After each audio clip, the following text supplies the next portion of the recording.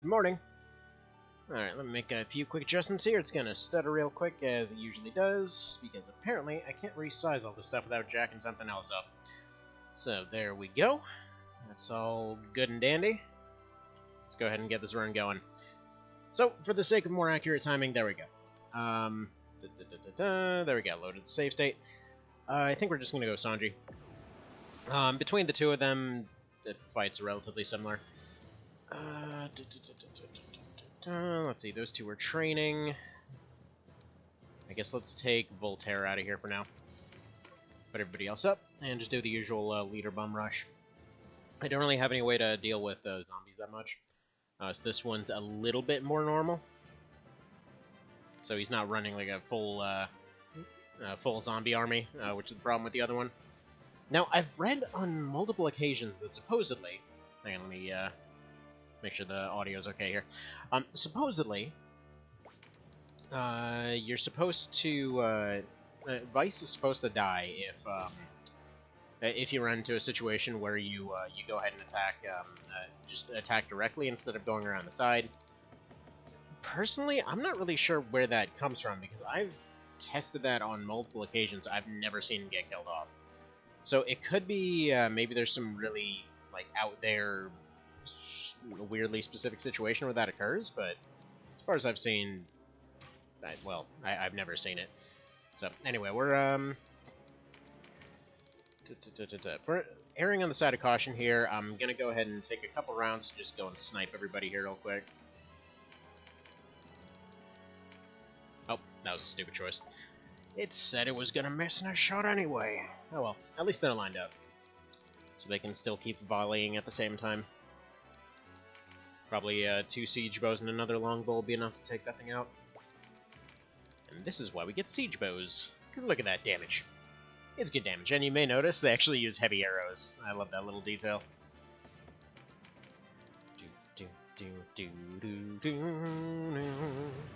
Now, the thing with siege bows, though, is, well, if you're hitting anything that's just like longbows that doesn't go through, it doesn't tend to make it to the other end of their armor too well.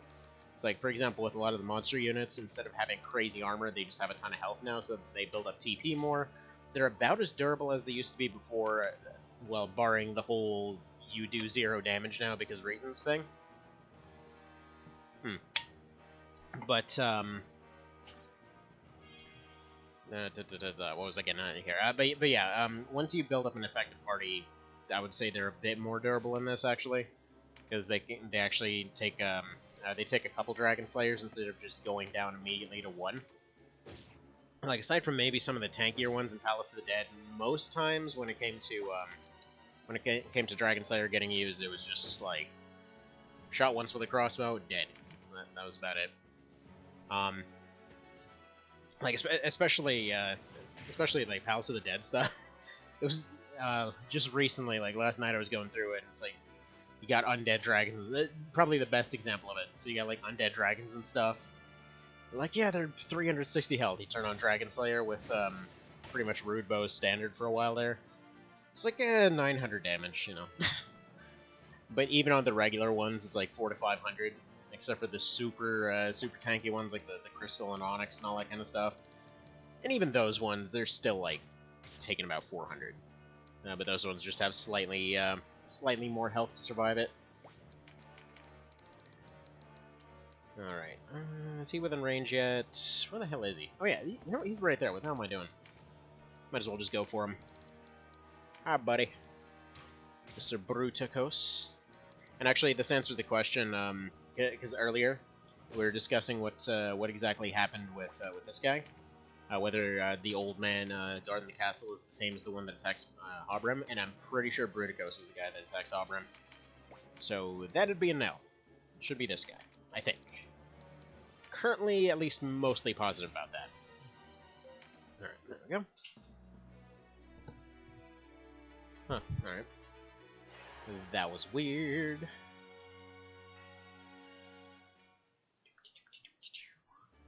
There might be more playing sounds than usual off in the background.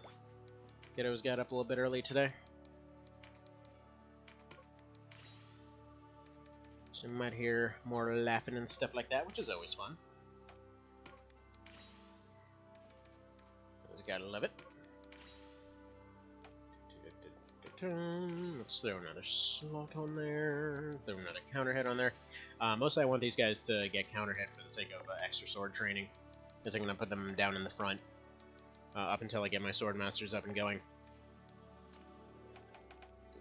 I mean, they're about ready to go, to be honest. And I might just take Augment Light off. Alright. Don't need double. Would like them to get Deflect. Actually... no, we'll get Deflect on both. I'm gonna get Deflect and Counter. Which they already have, so good. So, the thing is, normally if you give them the normal type katanas there, they'll get a bonus to Deflect. +2 bonus, which is pretty fantastic. But, the thing is, I'm probably going to be running them with Superior Blades. Let me, actually, no, I can't. I gotta use the regular ones. They don't have a luck bonus. I completely missed that. Oh well, whatever. We're gonna just keep those as training swords for now. Okay, more of the same here. The nice thing is that with almost everybody running a ranged class, well... By the way, one of the few times you hear a wind effect right there in the background, just like... And so many little details that didn't need to be there and makes you wonder. Makes you wonder.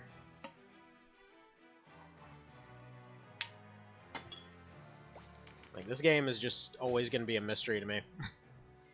Because there's just so many little things that didn't need to be there, but they stuck them in there all the same. And then missed some really obvious stuff. So who knows. Alright, and just like before, it's going to be... yeah, it's still going to be pretty difficult to hit these guys. However, this guy, perfectly hittable. So, yeah, no more bum rushing the griffins. Friggin', save the animals and all that.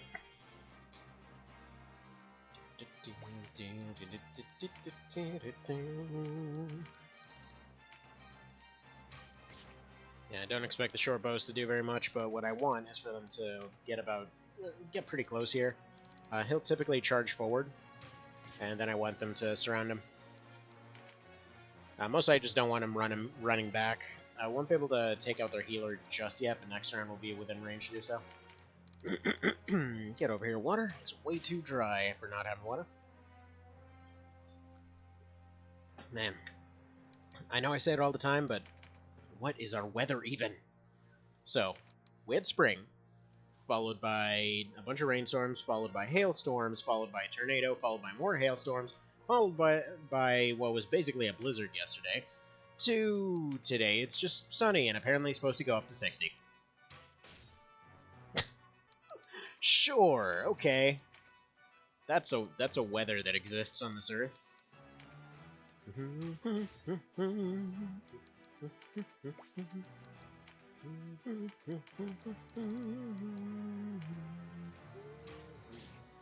And there we go, checkmate. Simple enough. Who says you can't speedrun the mod? Says archers aren't good. Archers are plenty good. Yes, Casho betrays everybody because she's a terrible person. Moving on. And then we take out Markham. So this one might be where the run dies. Hopefully not. Might actually have to make use of the Sword Masters this time. I forgot to give them their cuirasses. Actually, wait a minute. They might have them. I don't know if I forgot or not. No, this is the Gildora one. That's fine. No problem whatsoever. 2 siege bows are all that's really needed here. For this one, best strategy I found. I just rush everybody forward, don't even bother attacking, and then just, like, win. Because the thing is, if you don't attack anything, you can just get within range without actually having to, without really having to do anything. So we're just going to do this. Everyone's going to take their full movements, but no action. And they should, hopefully, all will be able to survive 1 round, at which point everybody should have their bows within range to attack Eldora, and yeah, we'll be good to go from there.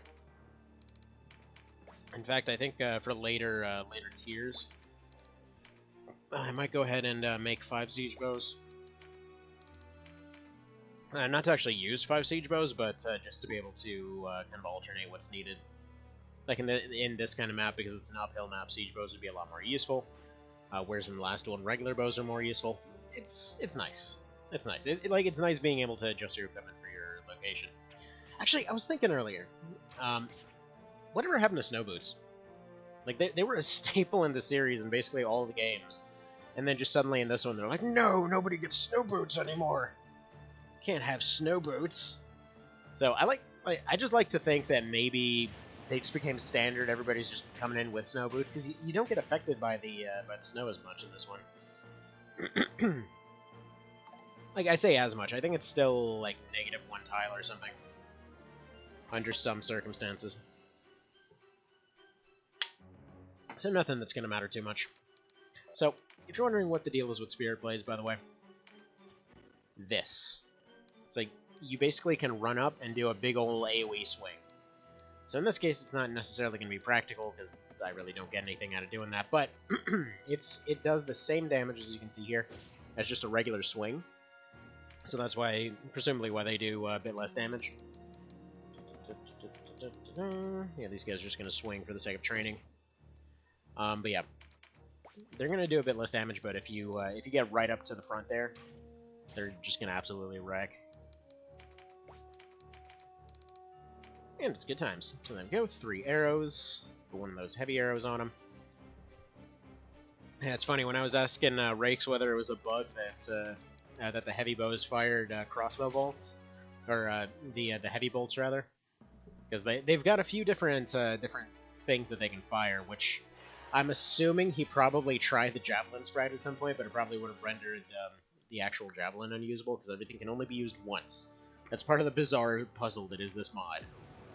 Because, like, everything can only be used once. Everything has to exist in some way. Everything has to have the correct callouts that originally had in the original game and all that kind of thing. So, yeah. It's an interesting puzzle. Anyway, so, Mr. Beef Boy himself. As before, we have no healing, so what I'm going to do... I'm going to use the Swordmaster as kind of as bait here. I'm going to put them off to the right. What I want is for everybody to circle right so that he feels safe going in the middle. So we're going to go this way. Once again, nobody's going to fire up until we get to the healers back there. So I'm going to want the ninjas to run back first. There we go. Yeah, he's only got 2 in this one. Actually, I think the 2 is the most he ever has, now that I think about it. Anyway, so we want to take the high ground, because bows and all that. And also largely because we can cause them to all get stuck in the middle and force them to have to take one of the staircases up. Which on the right side you can block with using only 1 tile. On the left it would be a little bit more complicated. Zabos is, I believe, the tankiest non-end boss character in the game right now. Actually, just in whatever version, he's pretty much going to be that. So I'm going to put Yunin here first, or Yunin or Felicia. Either way, these 2 are going to trade off. Felicia is mostly going to be taking a support healer role. I'm going to have Yunin doing most of the fighting, ideally. All depends if I can get these archers up there in time.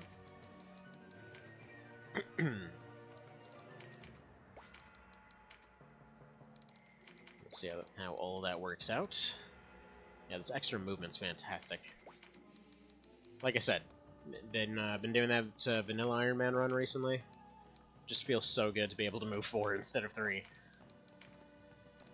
And this is largely because in that one, I'm currently going through Palace of the Dead. I think I'm up to 86 at the moment. And even limiting it to only a couple archers, it just feels like everybody's so slow. Like, don't get me wrong, it's interesting. Just, man, it's slow. I don't know. That's one thing that always kind of got me. It's like, why do they backload so much stuff into the Palace of the Dead? Because so many of those map layouts, like especially the ones with like all the pillars and all the different layers and everything, I feel like at one point those must have been part of the siege maps or something. Like, if you took those maps, repainted them, and put them in any of the castles, they would have been so much more interesting. Like, especially you have those ones where like you come into a big hall and there's multiple rooms and you have this whole big wide area and you're like holding off one room and then trying to storm another room, and it's like basically a roguelike with 12 characters at that point. It's like, this is awesome. Why was this not used for the castles? Like, why was the coolest stuff put away just like put away in the optional content? But who knows is the answer. Anyway, so let's put Felicia up here. Get some harvest dance going.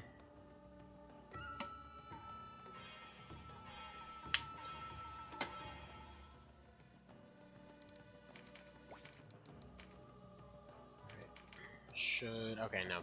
Oh, no. He's running a longbow. He's running a Lambo. There we go. And then we might... is that somehow within range? No, it's one tile off. I want to put him here, but that's risky. Alright, no. We're going to take one extra round boarding plate save. But I want to get everybody past Yunin here, just so that he can use preempt. Alright.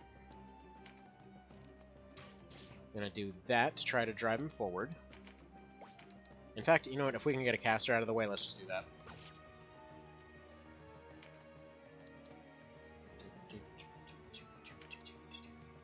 Alright, yeah, put that one to sleep. Or at least try to.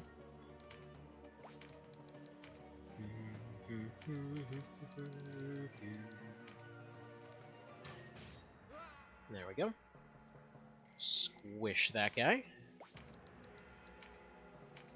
Now, hopefully she can snipe this one and stop this Dragoon from running forward, because they might cause some problems. So put you to sleep, ideally. Yeah, there we go. Take them loots. Ooh, got some Warcraft out of that. Alright, let's move you here. Come on, crit. No crit. Alright. We got one archer. Please tell me you're within range to finish that guy somehow. Yeah, why would you be? Alright, whatever. Just snipe him a little bit. See, I'm not going to be doing piss off for damage on Zabos. It's like 10% on him.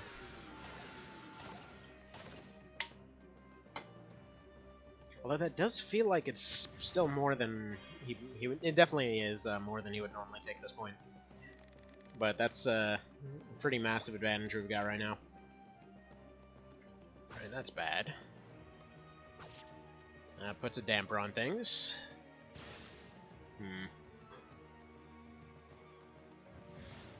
Alright, we might have to move that Dragoon.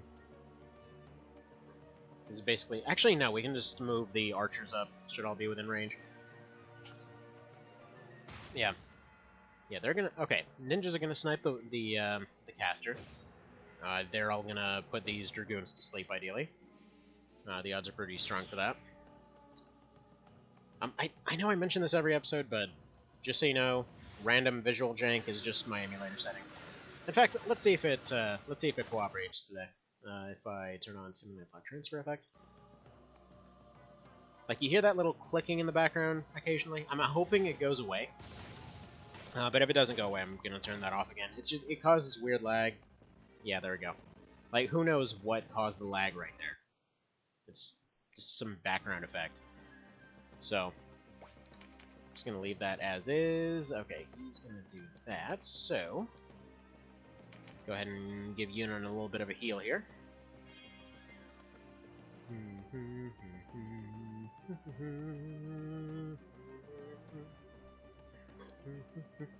Wait a minute. How do you not have preempt? That's not right.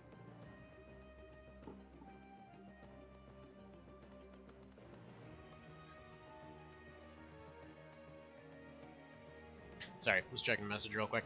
Alright. That's okay, that's not gonna hold as well as I thought then. Did I... oh, did I put it on Voltaire and Felicia? It's possible. So yeah, Yeah. She's the one with preempt. Okay, whatever.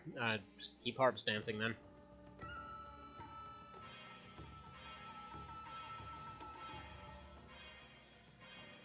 And that move right there is one of the main reasons that if you have a line of sword masters, they can hold up really well. All right.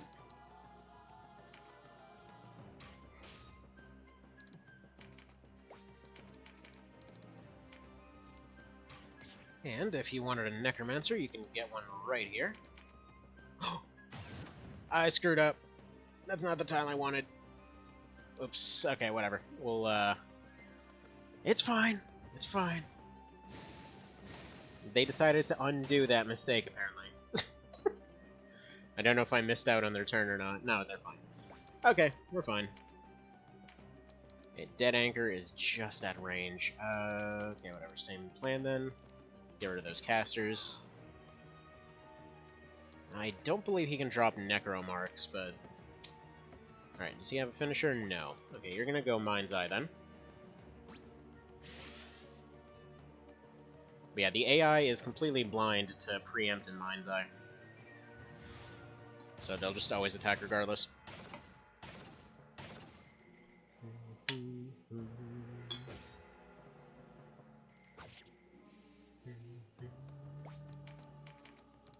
Alright. Put a little bit of damage on that guy. You know what? Actually, let's do this.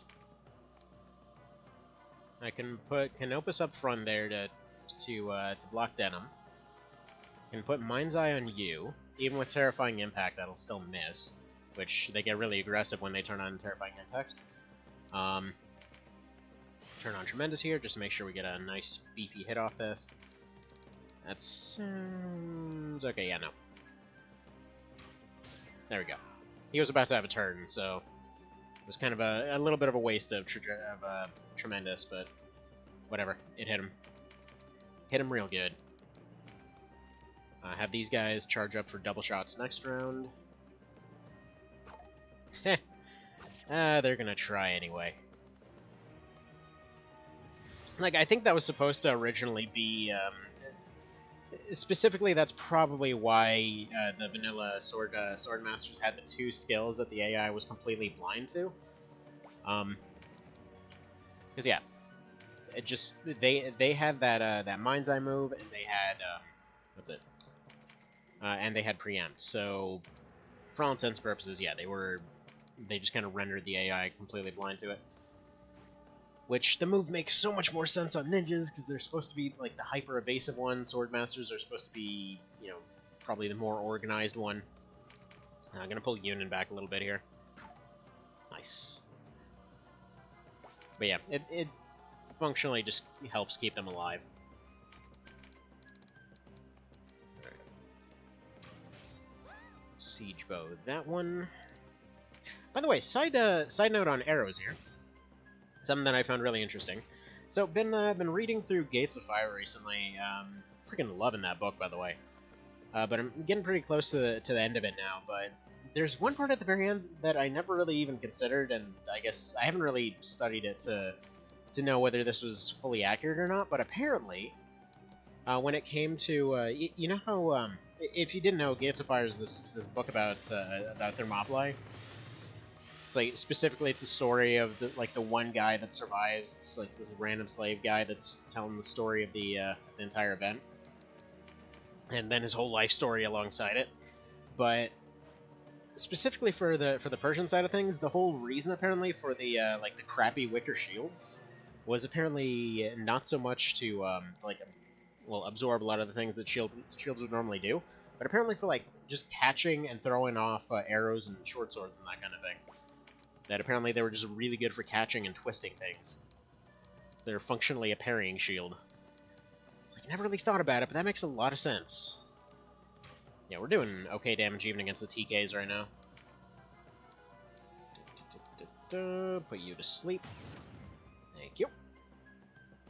And that should hopefully waste the other Dragoon's turn trying to wake her up. And we should be in okay shape here.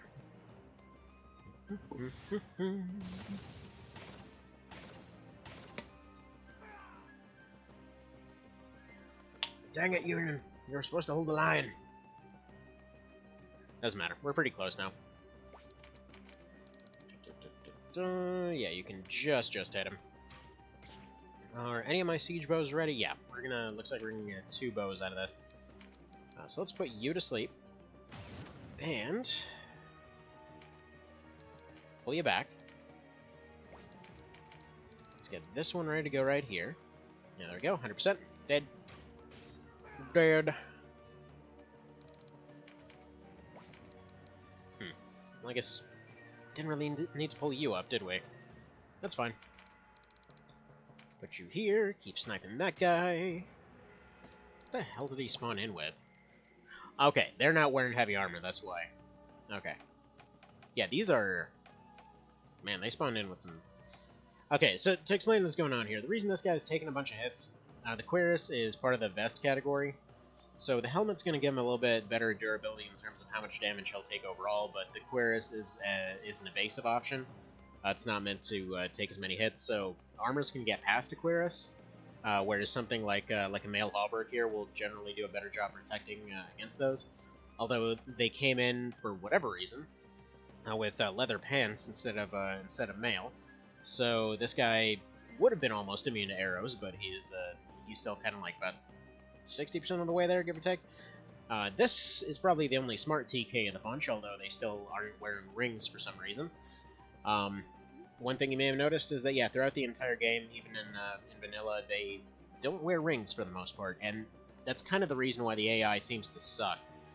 Even though one of the very first lines, like right when you're building your party, right when you meet with Ravnus for the first time, one of her first lines is, "Oh yeah, make sure to go pick up those rings, because that one ring can make the difference between life and death." And then, like, nobody wears rings until Coda. So you're basically always at a stat advantage. Minus some of the leaders, but even Zabo's here. He's not wearing a ring. So I think it's the level 30 mark. Or no, 23 actually, I think, is when they start picking up rings. Because that's the earliest scaling level.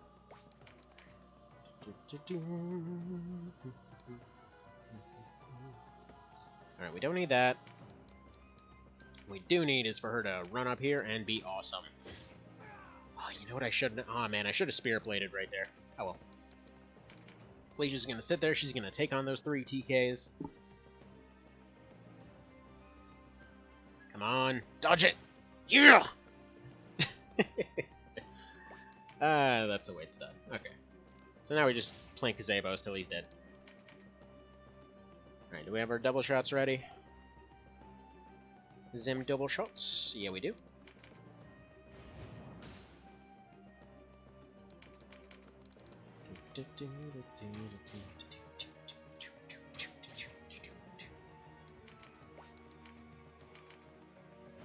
I like double shot in both versions. Like, I don't know. I think I've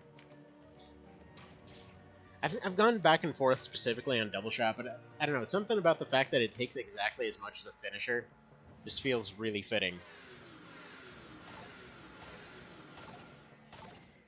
Because it does feel like you can kind of abuse the hell out of it in vanilla. Because you take one shot, you're already up to 50, and then you put TP plus. You can just keep spamming it over and over until you've got like a 300 TP, like Imperial or something like that. Or Imperial, whatever you want to call it. I don't know if it's supposed to be Imperial or Imperial or whatever. One of those. Now, out of curiosity, I should probably be checking here. This is gonna do a thing for a second. Okay. I just wanted to make sure if it was actually just really quiet today, or...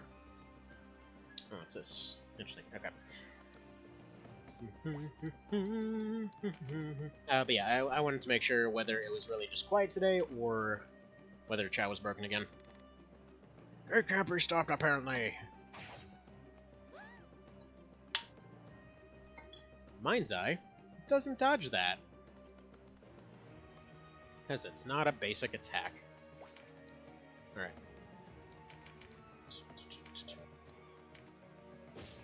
What am I doing? I needed to Spirit Blade. Oh yeah, because I needed TP, that's what it was. Alright, so. She's just going to pull a come and get me here. Now we're gonna get to see just how good the Swordmasters are, especially, well, later on once we get into an actual luck build. We'll be able to see a lot more of that.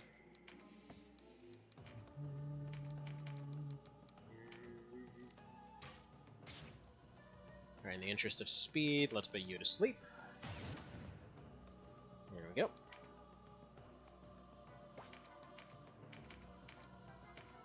How do you not have counter? She probably doesn't even need this. Honestly, there's no way that the fight can last up until he can recover. Yeah, there we go. So we won't get to see the Swordmaster showing off just yet, but even at a level disadvantage, as soon as they got the Querus, they were pretty much good to go here.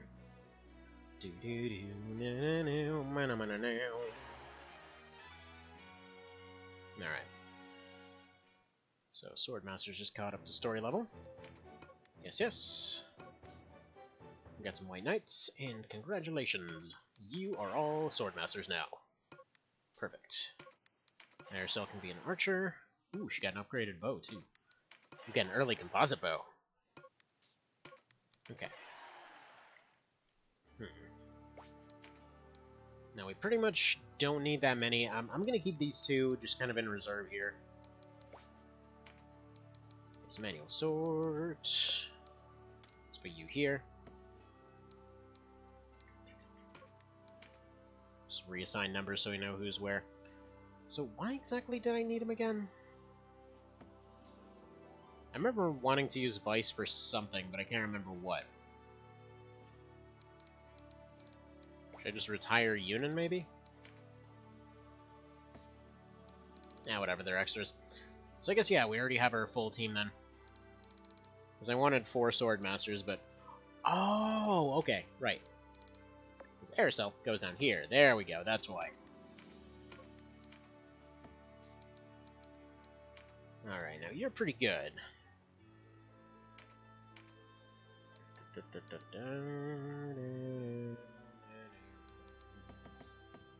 Now, can we make a heavy siege bow out of that? Do we already have the means, or no? No, we only have the first siege bow. Well, that would have been pretty nifty. Probably no better armor yet, right? Now we got, do we need Baldur for... No, we can't use Baldur on anyone. Okay.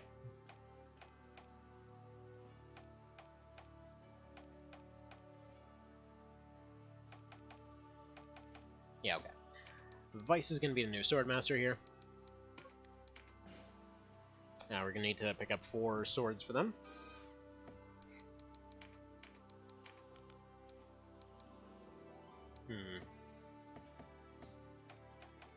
In fact, Aerosol, this... Let's see, what's her situation here? Yeah, I'm just going to take her equipment off. Because that stuff would be way more useful for other characters right now. In fact, you get the sweet vest. This is just a flat upgrade here. You get the Cuirass. Now let's give you the hard bracers for the moment. Get you a war ring. Get you a war ring.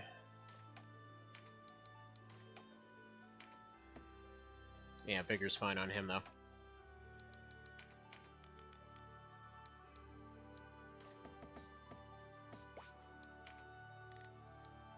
Alright, let's see what we can afford. Probably not very much.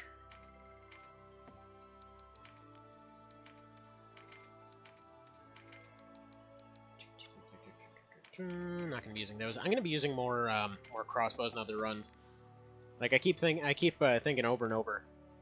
It's like, man, I pretty much never use crossbows, and it's not like they're bad either. It's just I just don't use them. We go cane blades or Dedaus. I'm just gonna get some Dedaus and keep them on spirit blades for the moment. I know that's not technically a luck build, but just for the sake of for convenience, because it's gonna be like 1 or 2 fights until they're able to use those, and I just want to show off the spirit blades there. All right, so what do we got here? We got. How do we not have Codex of Gems? Oh, it's because... Okay, never mind. Never mind. Ignore me. I know why. Alright, let's sell all those, sell all those. Not gonna be using any stabs.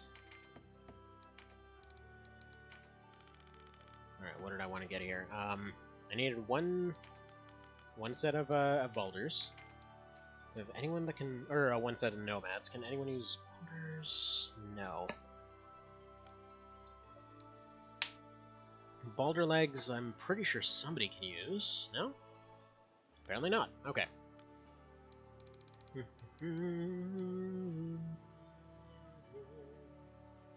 Alright, not running any shields at the moment.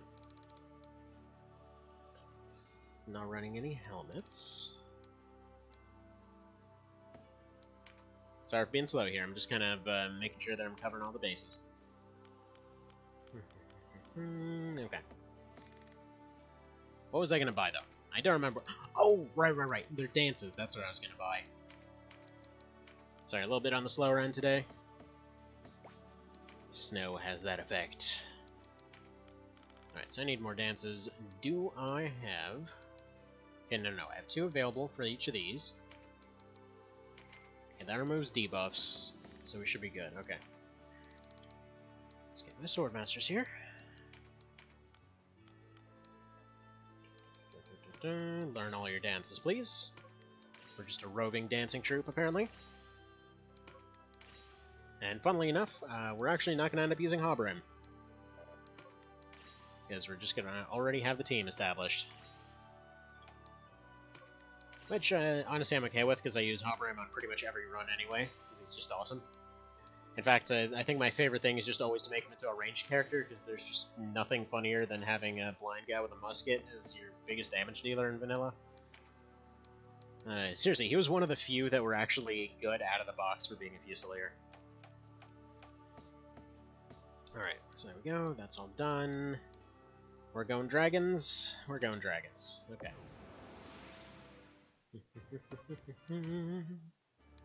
Let's go dragons. Let's stop getting random battles, please. Alright, there we go. Now, instead of these 2, we're gonna stick the other 2 here. And they're basically just gonna do the same thing that they've been doing.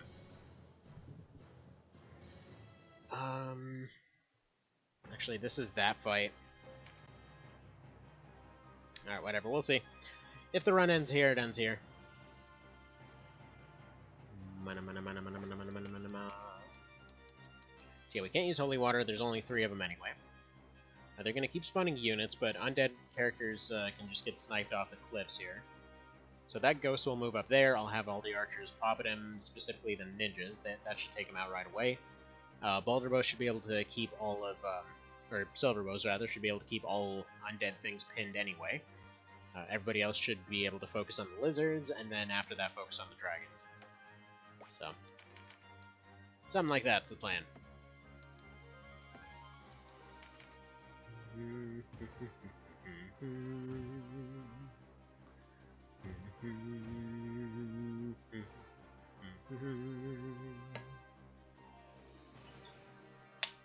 I forget if Voltaire has his dances available. Okay, yeah, he does. Yeah, with Lion Dance in particular, we should be really good. There we go. Got what we needed there. Like, I wanted the ninjas first and foremost, but that works. There we go. Nothing exercises quite like a cliff.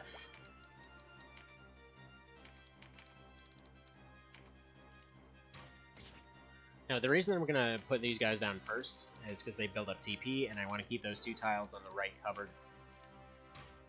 So you don't want those guys to have TP when they're getting close, because they love to close in and just do finishers. Now, if you block all the tiles, like, actually, we're just going to go over this one. That one is, I'd argue, the scariest one here. Anytime there's a lava dragon, because they can just walk on the lava. Actually, okay. I was gonna say, I don't know if they're coming in with casting abilities just yet. There we go. So he's going to have a ton of TP. The idea is to get him down before he gets close. And then after that, I'm expecting the lizard to go left, at which point he should be able to be popped off from there. We'll see how it all goes. But this is probably the hardest version of the web remap. Actually, if you're trying to cheese everything with archers and vanilla, this was one of the few times that you actually had to come up with other strategies, because other than tremendous shot and finishers, they actually couldn't do damage to these things. So that's always fun. That's something you want to see. Alright, Vice is just going to do item healing because there's nothing better for him to do right now. If there's a need, I'm going to keep Vice up in the front to just run up and use the Spirit Blade there. Just kind of wear everybody down. Hopefully shouldn't be needed, though. Where do we want you? Probably right here is going to be the most effective. Lion Dance.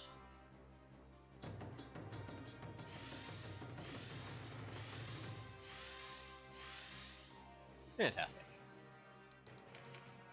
Alright, so next round, I'm expecting 2 or 3 kills off the team there. See how that works out.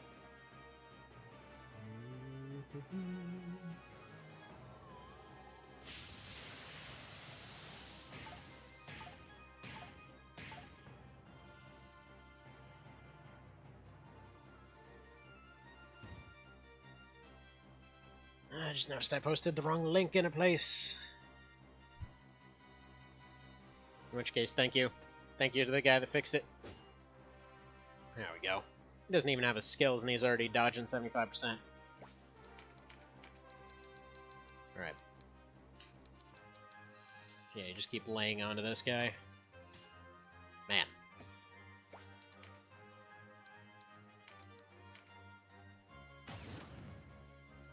Put him to sleep, back off, let other... Actually, no, you just stay right there. I should probably be turning on Trajectory, but I want to make sure that they have their moves available to them. There we go. So after this, I'll probably turn on Trajectory. But if they're sleeping, they're not doing anything, and they're not building TP, and they're not causing another spawn.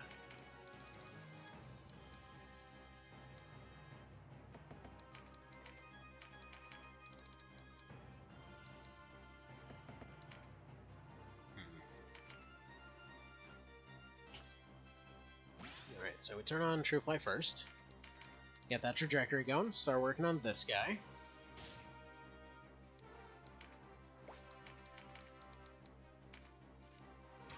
Other archers should be able to mop up that one.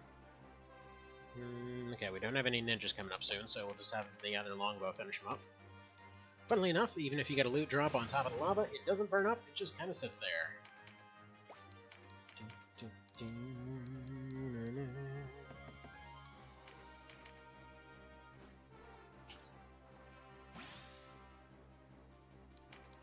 Main reason I'm going for that Earth Dragon back there, by the way, is because this white one up in front doesn't seem to be terribly worried about the fact that he can't seem to hit stuff. So, not going to complain about that. If he just wants to keep attacking and missing, that ends up blocking the tile, ends up not having any downsides to it.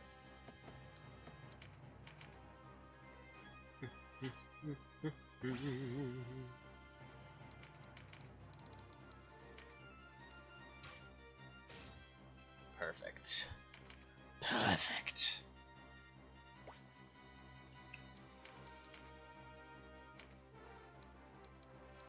Yeah, he might as well just heal himself.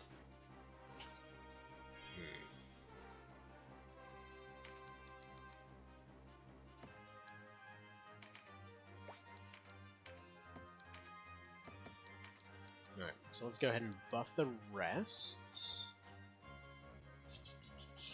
Yeah, that should be right over here.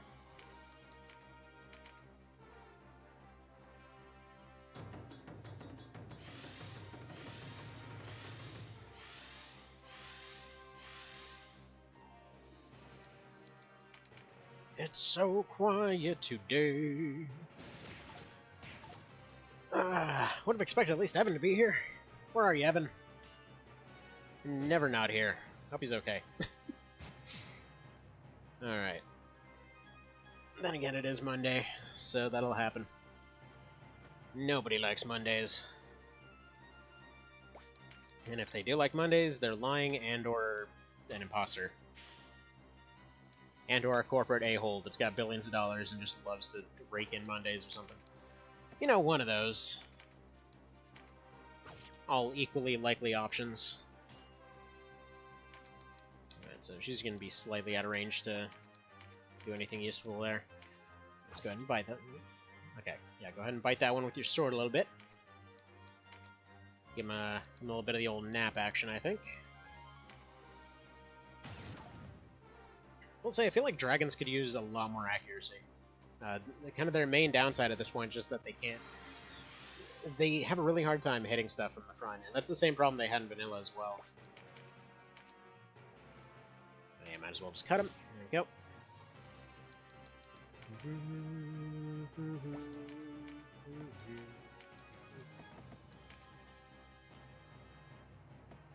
Yep, just let him sit there. Yeah, like right there, even from the side, they've almost got no chance to hit.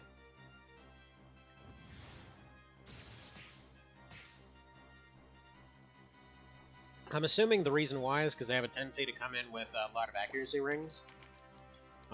Also, I should probably note that, yeah, that by this point, it's more likely one of those situations where if they were given more accuracy, they might be cheesable or something. But still, definitely feels like they could be a lot more threatening.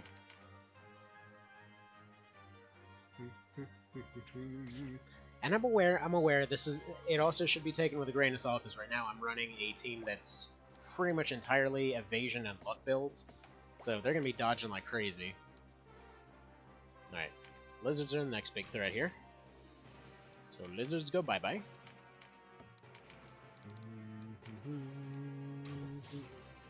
You know, these guys are so lightweight, aside from the siege bow users.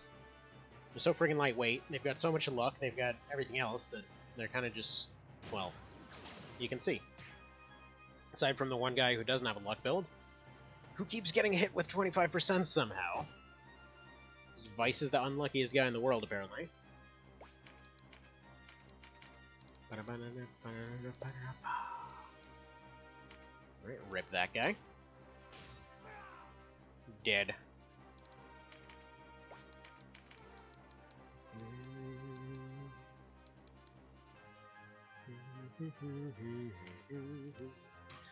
Alright, go for the gremlin next. Just because that right there.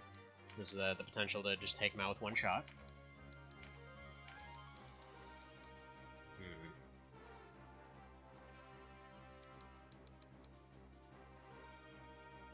Always dead anchor to ruin movement. Actually, no. Put that guy to sleep. Take a little bit of a snipe.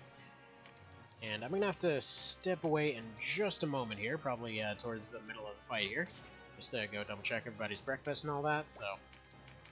You know, as you do.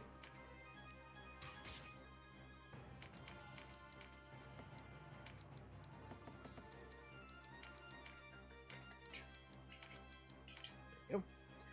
You go to sleep.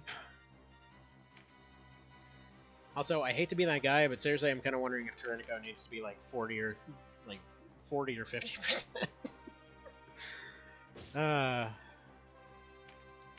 Cause man, you can disable like crazy with a stack load of ninjas.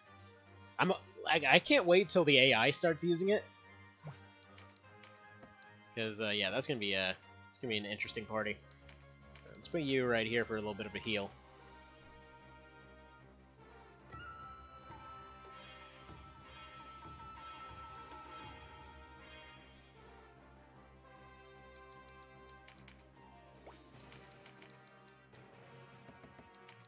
Alright, you know you want to get the... Well, I know she probably won't get the crit, but I want to knock some of his TP off.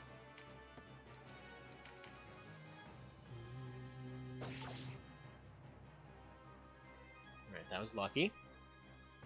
Because yeah, Disembowel does some pretty crazy damage. Can potentially one-shot stuff pretty regularly. And luckily we're getting gremlin spawns instead of anything else. Alright, double shot. Probably start going for the Hydra over there. So do you want to go Hydra or do we want to go these guys? Yeah, actually you can finish this guy. Generally speaking, you want to put a bunch of them low and then finish them off one by, or just kind of finish them off in one little pass. But we'll kind of err on the side of awesome here. See about wiping out a few. Why not?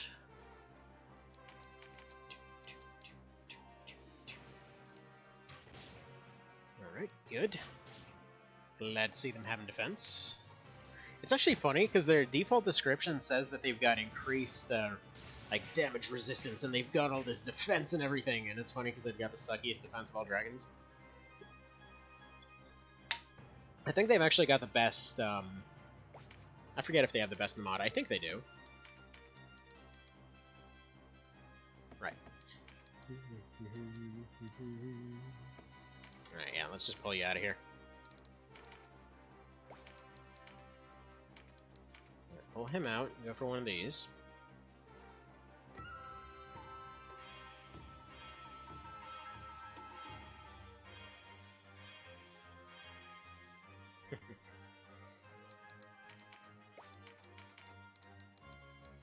Alright. Good.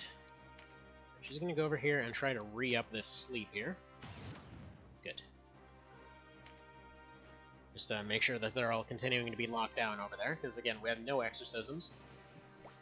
No means to do that whatsoever. Let's go ahead and take an easy shot here.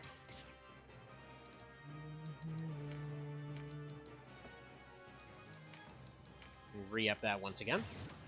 Not that we really need to, but just to make sure.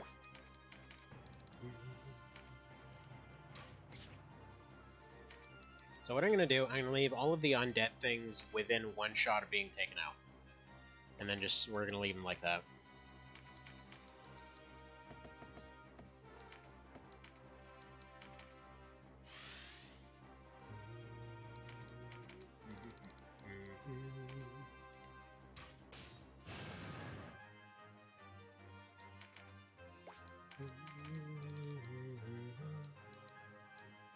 Yeah, might as well just take the shot. She gets a little bit of extra training, he gets a little bit lower so that anybody can take him out, not just the Baldurs. And we can get a little bit closer to the back there. Unfortunately with this map, you do have to clear the entire thing, because a lot of them will just decide to sit in the back and hide. So that's no good, but every round they get another unit. So you gotta just like sweep and sweep and sweep and sweep. And they eventually run out, but I think they've got like 10 or so reinforcements in there. So, that's not good for anyone.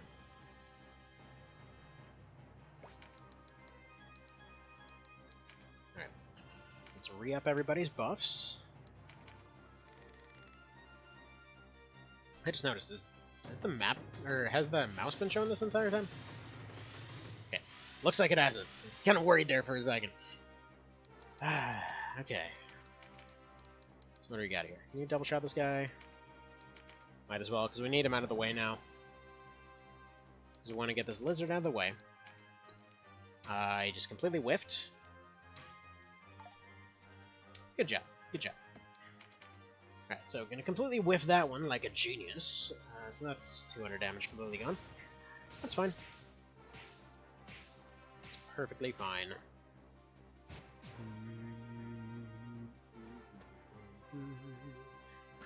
Nope. Denied. And Swordmasters are so good. Okay, okay. Snipe this one. Probably move over here. Continue wondering where everybody is today. Alright, do this one to make sure that he can't dodge.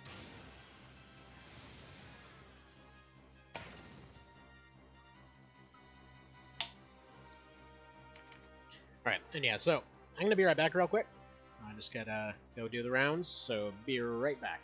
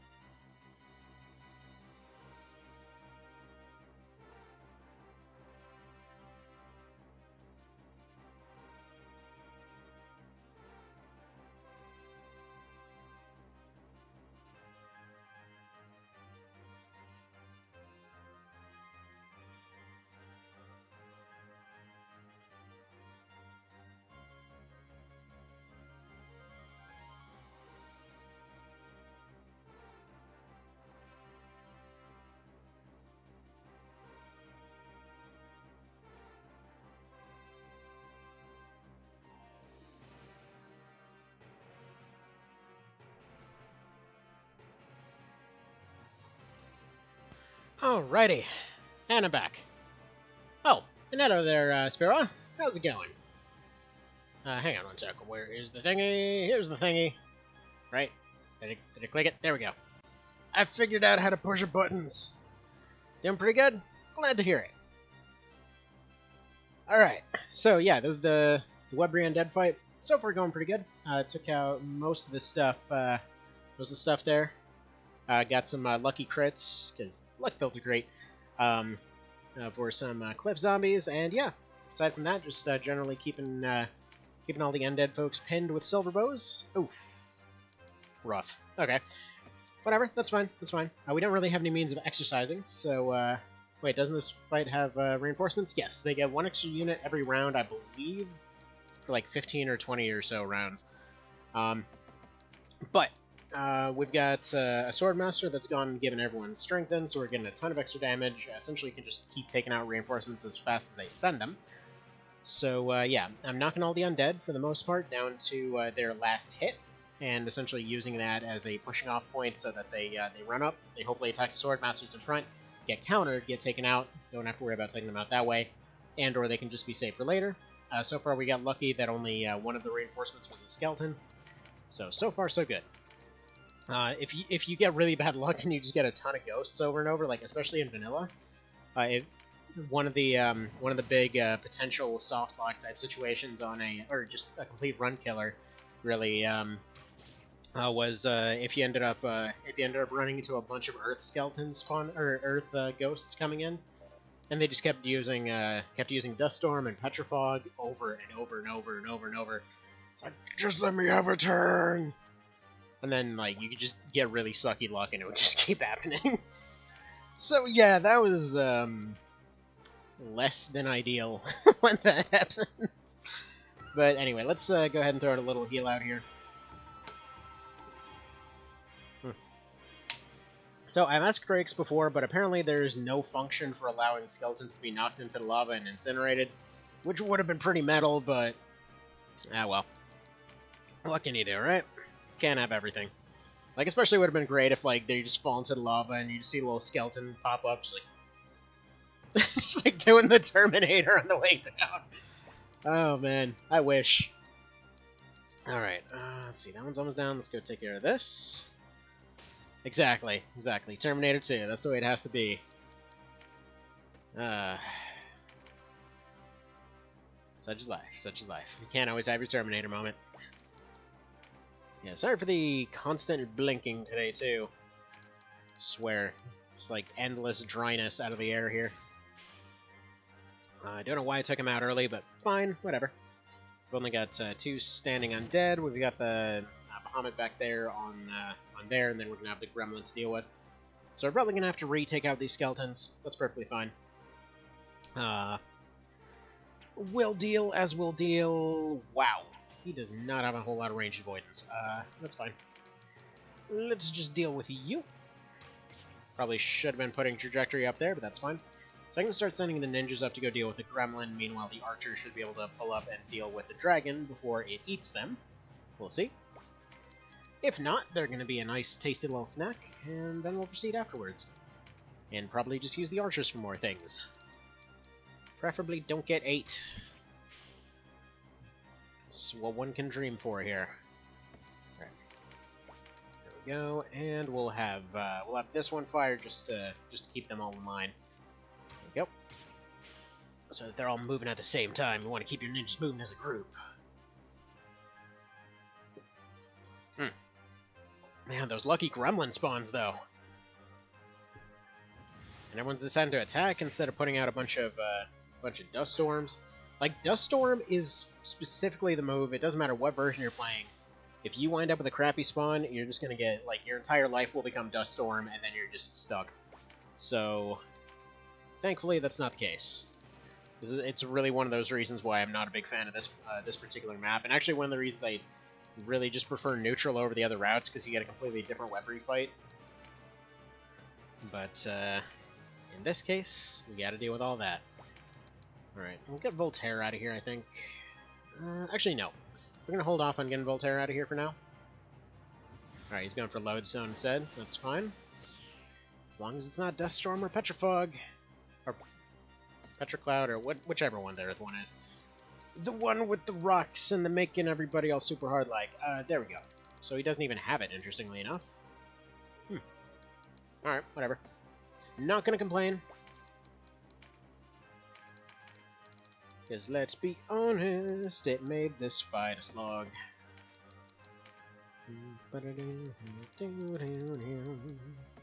Right, he's exactly one tile out of range of everything.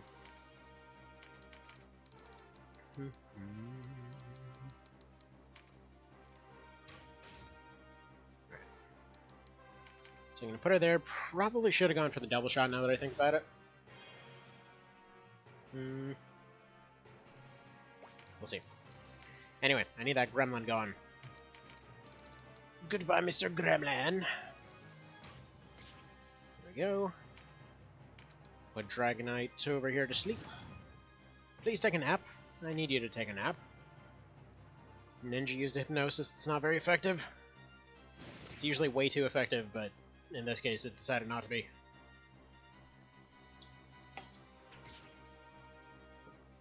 Then again, are they using Hypnosis or are they using Sleep Powder? That's the real question. Alright, let's put a Tremendous here just to move him out of the way a little bit.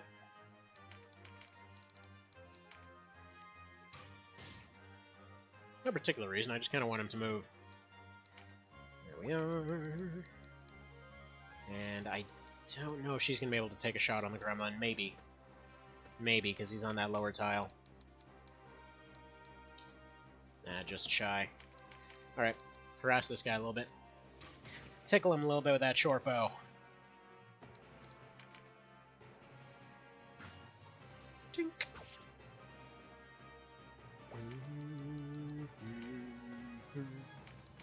You're probably also out of range, right? Yeah, just slightly out of range. Just aim it slightly higher, it's fine. It's perfectly fine. Actually, I had this project when I was still in school.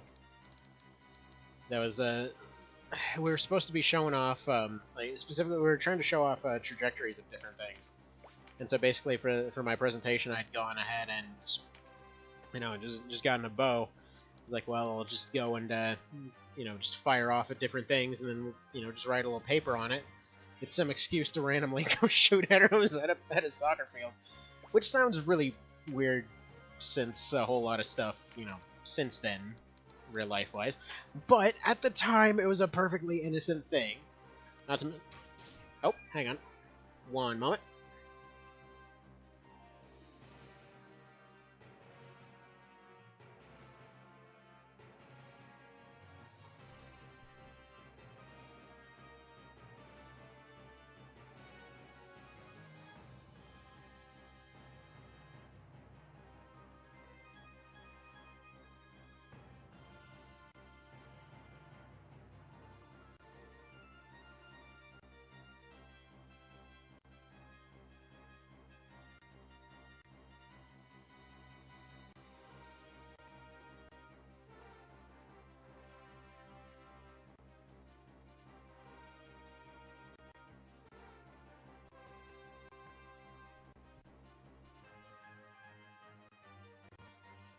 Alright, false alarm, we're all good. And I left it laggy again. Dang it! Man. So many potential, I don't know, not horrible sounding moments. Okay, that's like the 6th 25% he's taken. What is your luck today, Vice? Holy crap. Man, you are just getting wrecked. There's luck in the stars. Not for him! Poor guy has had almost maximum evasion on every single attack. It doesn't even matter. RN Jesus says no. No on your life, Vice. He's seen what you do in your personal time. Poor guy, poor guy. Yeah, I don't know if you were here for the earlier parts, but seriously, the entire start of this fight was just him getting healed over and over as every single 25% nails him. It was amazing. Meanwhile, this ninja just ignores damage. I think that was the same one that dodged 81% earlier. It's like, yeah, it's fine. It's fine. I got all this luck from all these items. It's fine. Don't worry about it. It's as intended. But this might be why in the vanilla game they were a little bit scared of giving you luck bonuses on stuff. Except for the Fire Crest. That gave you a pretty hefty luck bonus on top of everything else, and just turned you completely busted. But, hang on. I don't want to take a long move with you. I don't want to leave you on the cliff either. Yeah, we're going to put you right here. They've suddenly got a lot of undead on the field. And I need that little short bow of hers. Swish. Okay. You take care of Mr. Ghosty, or Miss Ghosty.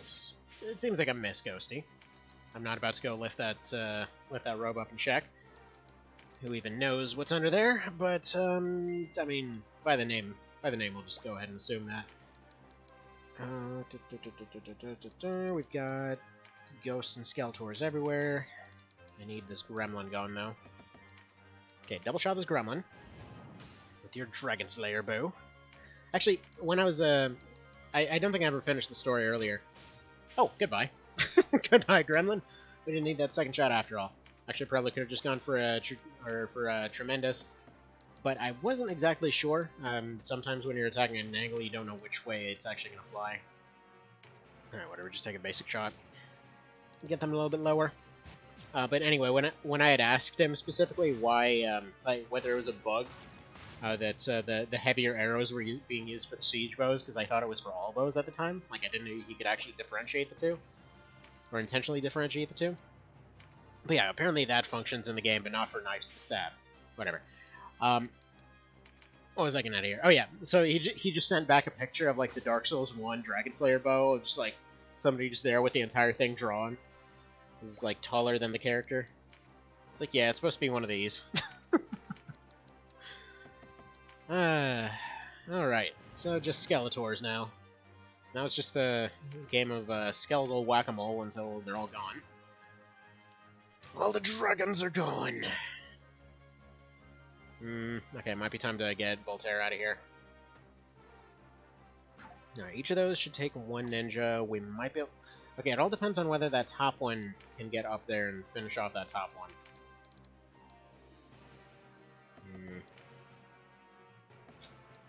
Now you're just shy. Okay, hopefully somebody's got a finisher to nail that top one, and hopefully this crits. So how about you crit? Perfect.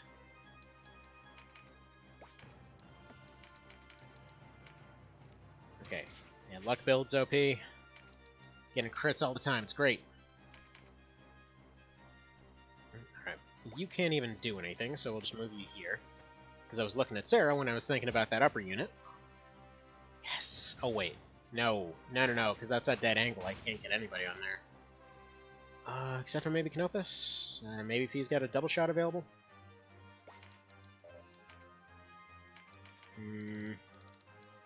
Yeah, these guys are all going to be out of range.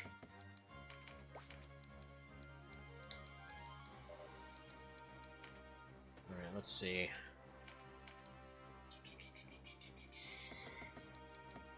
Okay, we've got two ninjas moving. Is anybody getting up? This one's the closest. He's not getting up anytime soon. That one's acting... Yeah, actually, no, we should be fine. Because you're acting... You've got a siege bow. You should be able to hit that.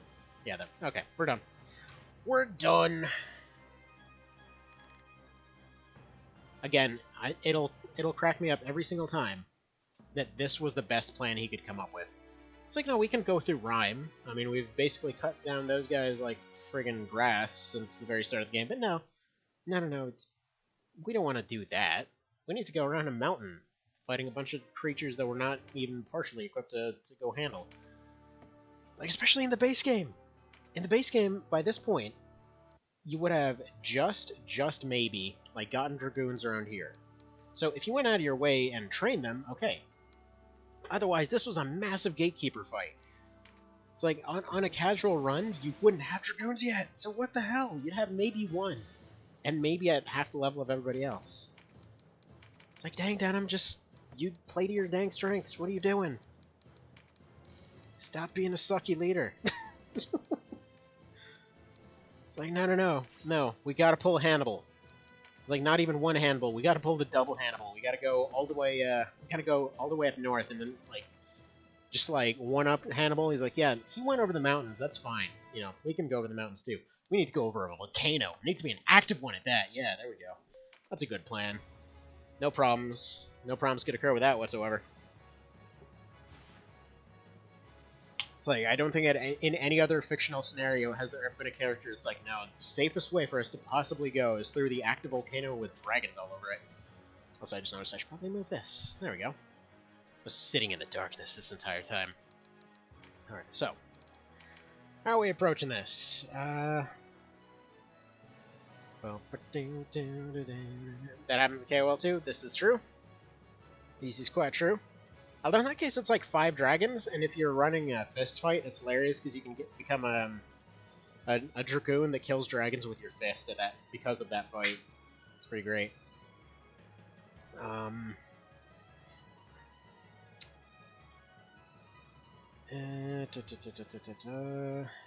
they've only got one effective healer up there, but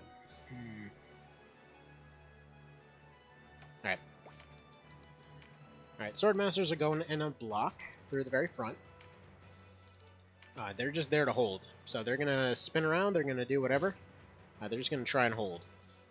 Hobrim's probably going to die. Ozma's not going to attack him. If there's a chance, there's a small chance that we can actually just pepper Ozma with arrows, and we'll see. Yeah, you know, we can do that. We can get 10 shots off on her. Generally speaking, when it comes to arrows with heavy bows and like siege bows, war bows, all that kind of thing, it's typically going to be about 10 shots for a boss, as like a general rule. It's not guaranteed, but as a general rule. And then for short bows, it's going to be about 20. Just because they're ineffective, but I mean, you can get a bunch of them stacked up on one character, so you can make it happen. You know, somewhat realism and all that crap. Actually, after reading that one bit of Gates of Fire, I kind of want to see Wicker Shields in this, where it's just like some little tiny small shield that gives you +2 deflect or something. Wonder if he'd consider adding it.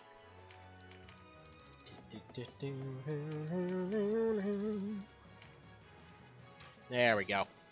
There we go. All the arrows. Just every single one of them. Got real lucky with her running forward this time. Typically, what she does is she spends one turn running forward, and then she's like hangs out right here. So just out of reach. And then by that point, she's usually reinforced by everybody else in her team. And then you just can't reach her after a little while. Oh wait, right. You can't fire because you've already fired. Her. Way to figure that out, smartness. Perfect. Yeah, there was one speedrun that I had attempted here where Hobrim actually finished her off. It's like, man, she refuses to attack him, but he's got no qualms about it.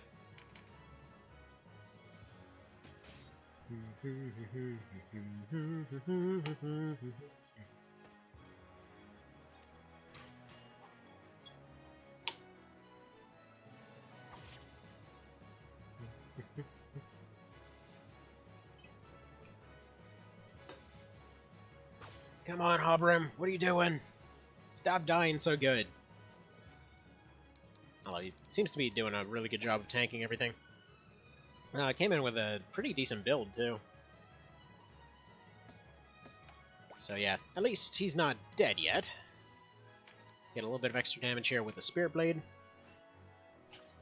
Whoosh. I love the Spirit Blades. They're so good. Why are you so good, Spirit Blades? Why you don't have a luck bonus so that I can justify continuing to use you? Alright.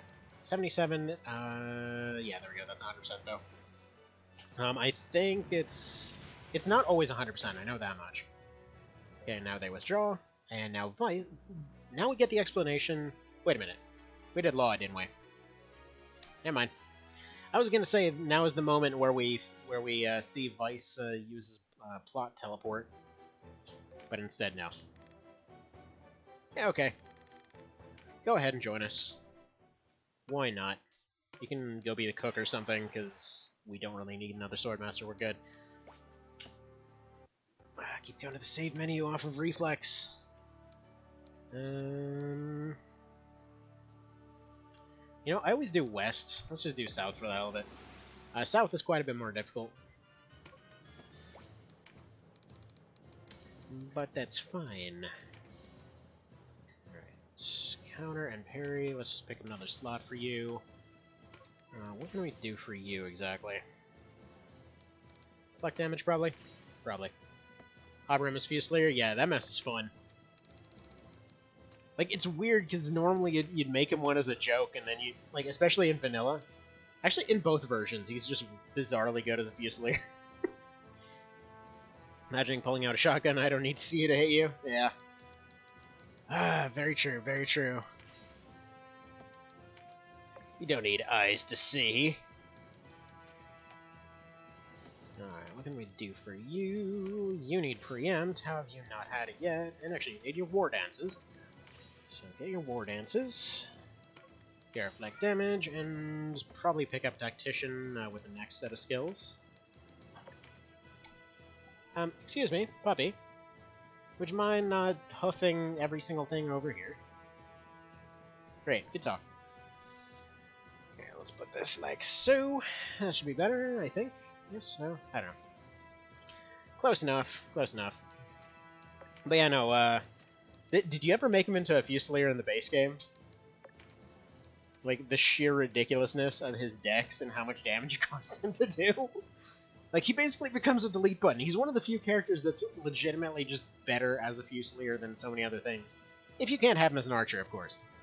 Because, like, base game Fusiliers sucked in so many ways, on top of, like, they were slow, they didn't get any augments, they didn't... Do you mean SNES? No, I mean, like, the, PSP vanilla. I like to call the SNES version just, like, OG Tactics Ogre, and then just, like, base game I consider the unmodded version, and then... Yeah, it gets confusing going between the three. Especially when I do so on a pretty much daily basis. Like, I'll get up, you know, dealing with, you know, having some breakfast, making sure all the kids are all set up, you know, maybe play some SNES, you know, go do a stream of this, then later on during the day just feel like going through some Palace of the Dead in the original PSP version or something. Like, yeah, I play a lot of it. What can I say? I just friggin' love the game in all its versions. Alright, let's go Field Alk, because I want to have at least one character able to get rid of some of them zomboids, just in case we need to. I mean, we're going to need it by the end of the game, but still. Still. Actually, was tempted recently, so I mentioned that as soon as I finished reading Gates of Fire, I was planning to go through and do like the Spartan % run of One Vision, just like do everything with only spear and shield, and maybe some short bows in there. But yeah, and then I was thinking, like, what if we back that up, that after that run we do the base game and then try to do just spears of that game, and then remember how bad spears are. just like only hoplites, dragoons, and rune fencers. That'd be so weird. Except we just call that, like, the Immortal % run. Because they're the sucky versions. Maybe. Right. Let's put Deflect on you for some reason. And move on here. I might be wondering why I keep putting the Swordmasters in the back. Because...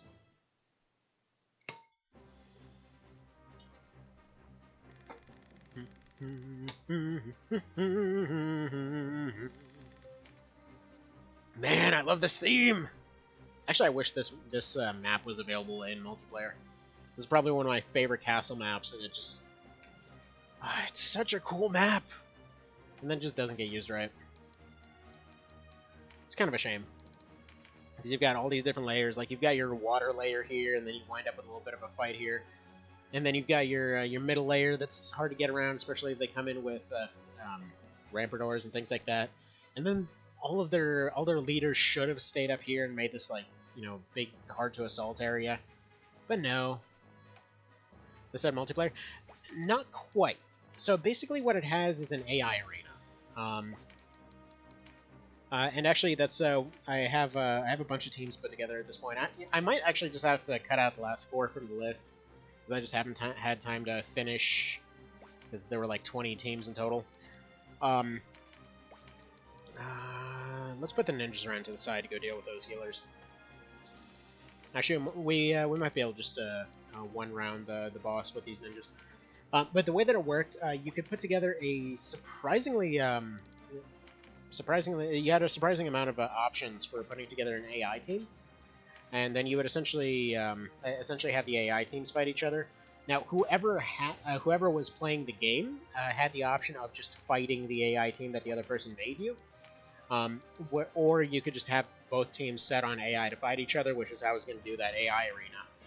Because you can do some really cool stuff with that, although it was really weird to balance in the original because they will automatically be whatever level you tell them to be, which means that you can have everybody going in at 50, and, for example, if you were submitting a team and they hadn't gotten up to 50 yet, they wouldn't have access to a lot of those skills, meaning they'd automatically just lose. So, without cheats, it was a really weird thing to balance.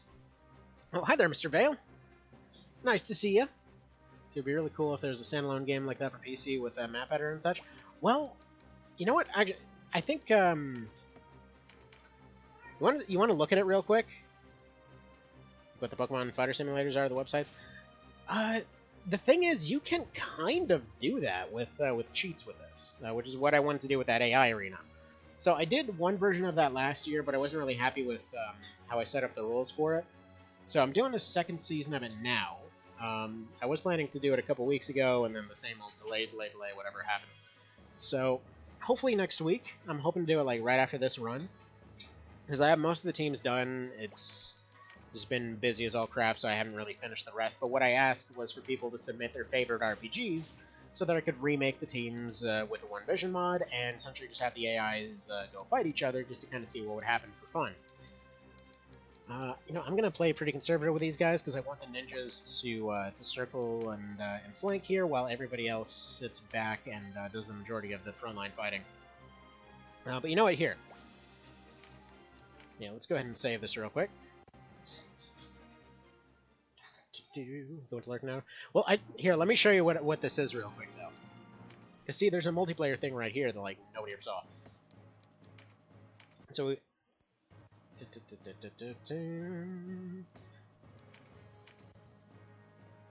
okay, so, like, say you pick a team right here.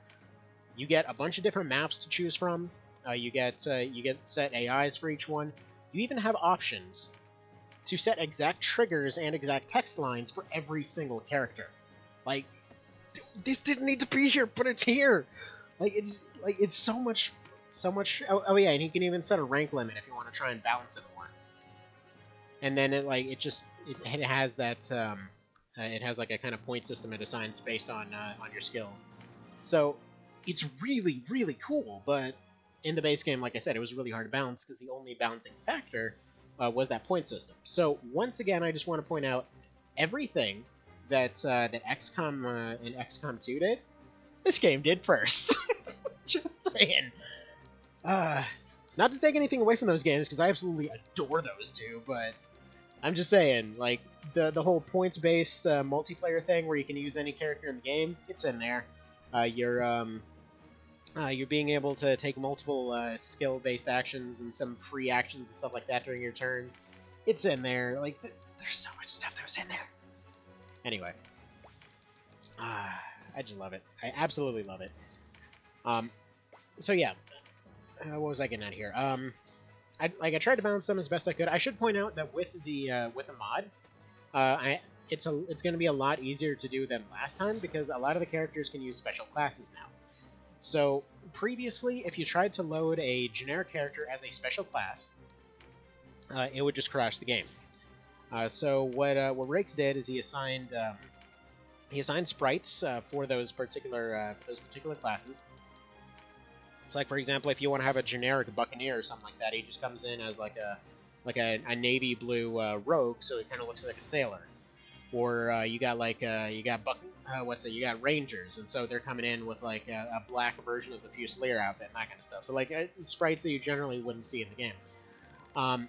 So they all have their own different stuff. Actually, I personally really love the one that he did for the White Knights, where it's like actually one of them worked out perfectly for Ivana specifically when making the Knight of Lotus team, because it's just like it's gray armor with like a red sash, with a like it's basically a gray dragoon with a red sash. It looks really cool.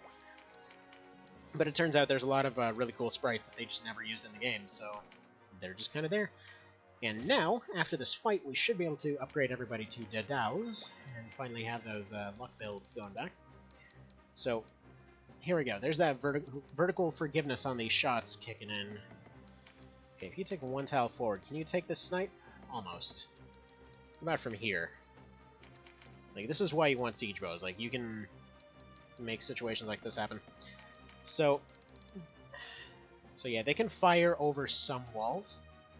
In this case, I'm just going to go for this lady, because I'm one tile shy of being able to make that shot land. So these guys are going to push forward as much as they can. This front area is really difficult to assault, so we'll just go here. And then yeah, we'll just be stuck on the river for a little bit, try to do some damage to the knights. Their healers are going to pull forward. And once they do, they should hopefully be out of range of healing their leader back there. Should be a simple matter of just taking her out with ninjas after that.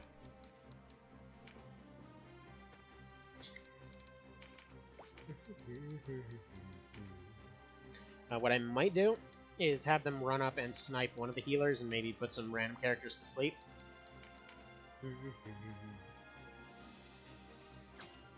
See, this is also why you run a team of ninjas instead of just one. Because then even if one gets knocked out, usually their evasion's high enough that the others won't.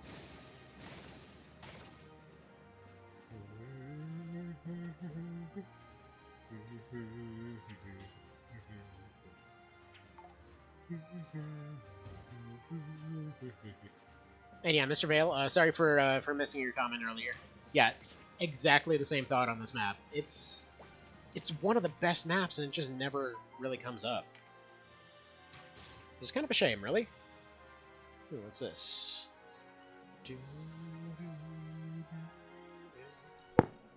My phone keeps going off. What are all these... Whatever. Phone and watch and everything else keep going off. No. Phone. Or thing. Stop. Stop. Stop. Stop. Chill out, watch.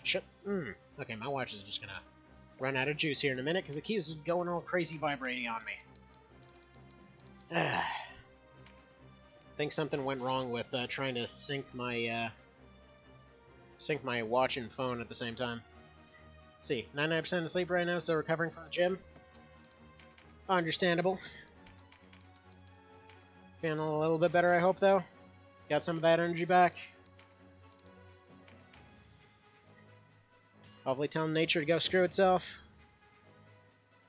Get out of here with your limitations on the human body. Nobody's got time for all that.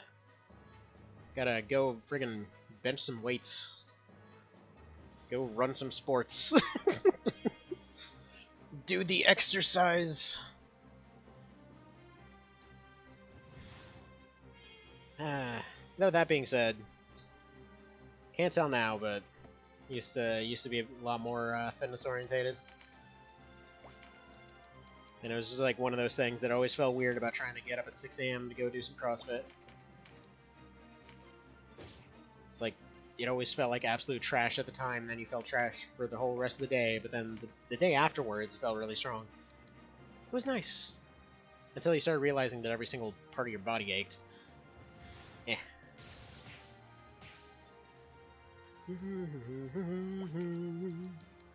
Alright. Let's get down to business here. So first off, I want this guy gone.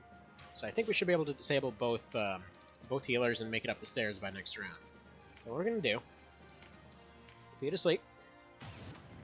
Thank you for cooperating. Let's put you right here. With their powers combined, this guy can become a pincushion. Yes. Okay, we're just out of range of that. That's fine. Actually, wait a minute. Ah, no. I was gonna say it almost looked like she had another Chariot ready to go. And this is why you stack your archers. Or your ninjas, rather. Done deal. So that's both their healers disabled. Yeah, man, ninjas are weak. They can't go around insta-killing stuff anymore. Ah. That seemed to work real good. There we go. I know, that seems mean.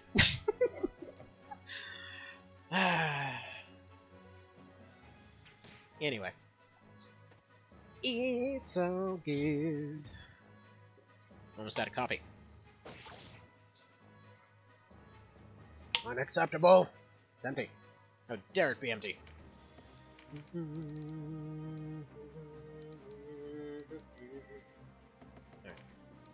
Let's go for the double shot.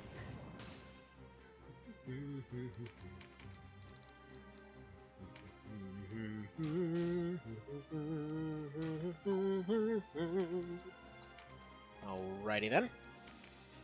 We'll pretend that made sense, and let's go do this.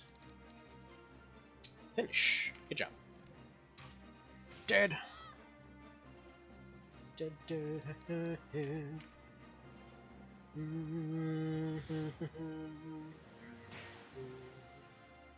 Alright. Yeah, I mean, they should be able to get through. At least they're getting close. Alright, let's move you over here to start crossing this river. Because yeah, if you've got them pushing from both sides, you can usually get pretty far.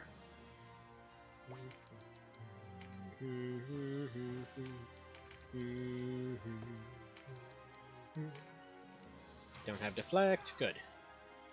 No deflect for you. Okay.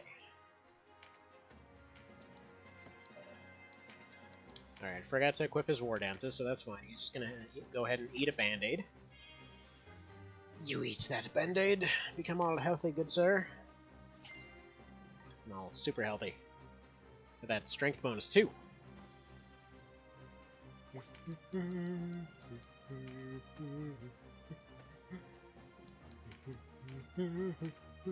Alright, see if you can nail this. Nah.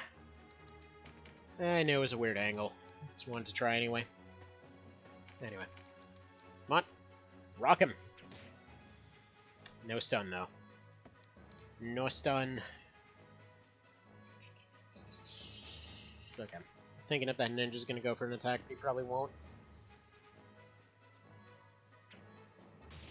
Oh, jeez. Okay. That's not good. Now, this situation right here is why you typically want to get Scroll of the Monkey on everyone. So you get Escalade, which basically just lets you ignore terrain. So, pretty freaking useful in this particular situation. Unfortunately, didn't quite bring that on them. Actually, truth be told, I probably don't use their tools as much as I should.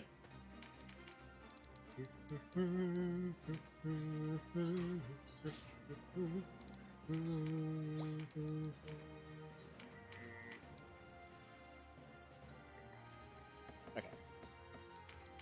Here's what we're gonna do. This guy is about to get a turn. So, you know what? Leave the healer.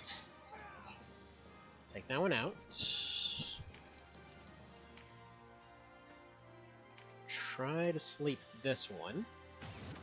Good. Okay.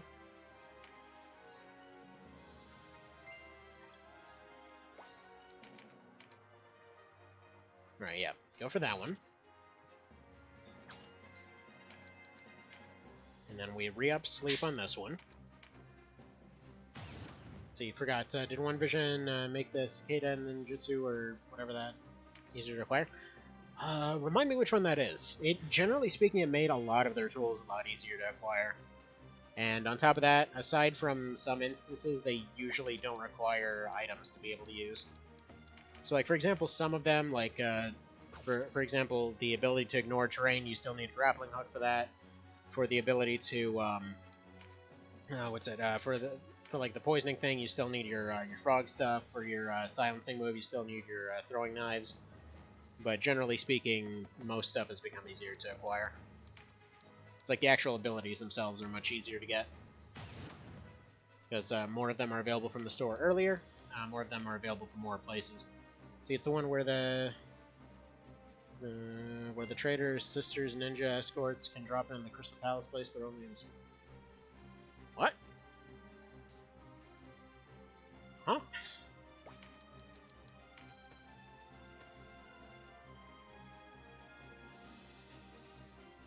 One of the ones for the... Oh, it was one of the ones with an annoying drop rate? Well, we'll check the store right after this. It's only one fight before we can check it. But yeah, generally speaking, if it was a pain to acquire before, it's not. That's kind of the general rule. Let's see, it was the Scroll of Cicada, I believe, and taught... Oh, Decoy! Yeah. That's the one that you had to friggin' get from Rampa and suck to actually acquire, and then every single AI unit has it. Yeah, no, you can just get that at the store now. So, in other words, yes. So that's just one of their starting tools. Generally speaking, like, any moment where, like, in the original, that was probably one of the better examples. Like, okay, every single AI character has it, why can't I find it? Or, you know, for example, all the higher tier missile spells and everything. It's like, are you seriously telling me that every single one of these every single one of these AI teams, even these random brigand teams, apparently went through San Bronze to go get their tier 4 missile abilities? You know, that kind of stuff. So, anytime that there's a moment like that, it's been moved to a more sensible location. Like, I think he hasn't moved the tier 4 missiles just yet, because I think apparently it's some more difficult thing or something, but pretty much all other abilities... No, actually, some of them were. They got moved to Ars Magna, which you pick up as one of the early crafting books. So a lot of your endgame abilities that were previously nonsensically difficult to acquire, you get from there. A lot of your basic Draconic stuff you pick up, you can just pick up at the store. And instead of being just really OP and taking items to use, instead Draconic now, Draconic is just scaled off of weapon damage. So it's just like a Spellblade ability, pretty much like in Knight of Lotus they had that Spell Sword kind of thing. It's basically like that.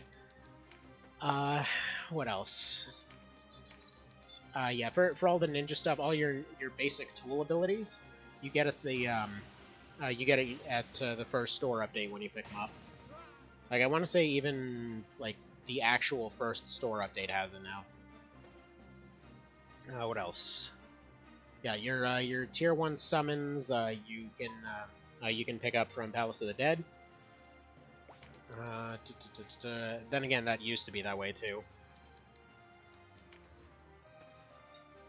Let's see, all your sword dances and stuff like that you can get right away. Why am I getting so many messages today? Apparently, I've earned something called a Night Owl badge with this Fitbit. I don't know what that is. Whatever, I got it though.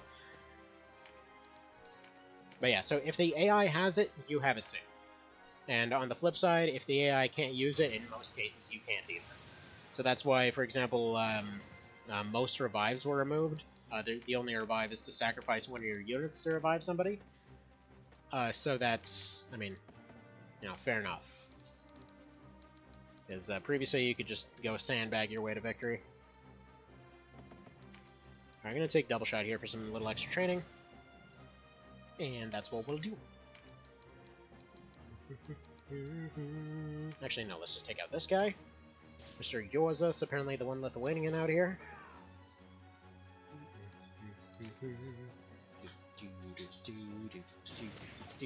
Yeah, I don't know that much about Lithuanian culture, but I know a lot of the kind of ceremonial kind of garbs and things like that, and I know some of the names. Just why. Vice, stop taking 25%. Oh my god. Oh jeez, that poor guy. He never dodges. There's no reason for him to get hit. He's just sad that Castro's not naked in front of him. Doesn't see a reason to live. Jeez. But, anyway.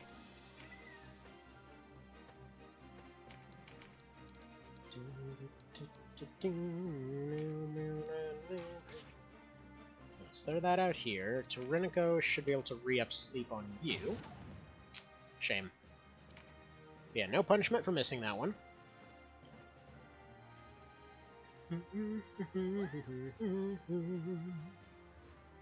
It's fine. 2 out of 3 ninjas made it through. 2 out of 3 ninjas recommend this one simple trick. Pakistani hate it. Alright. Let's get rid of you. And yeah, normally your archers would not be doing this much damage, but this is why I train them all early. Got all that extra damage. Like, right now it's... Oops. Nope.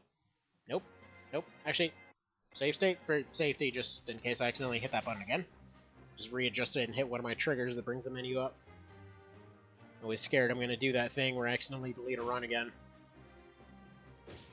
Please don't let me delete any more runs.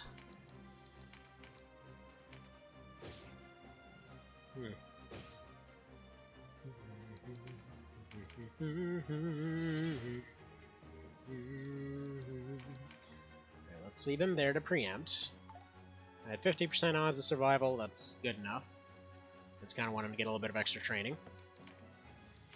Right, you're going to go for a double shot, probably take out that ninja over there on the right. Yeah, after the last few rebalances, I'm really liking the respawn rate. Dang it! Right, crit builds. Just a little longer? Yet? No, you're totally gonna last. Don't worry. You're not immediately surrounded by ninjas. Yeah, I guess you can't preempt just poison explosions, can you? Oh well. Oh well, you tried. You did your darndest. Alright, you finish off this ninja, please. Thank you. Not that it'll really do very much, but, you know, they're dead now.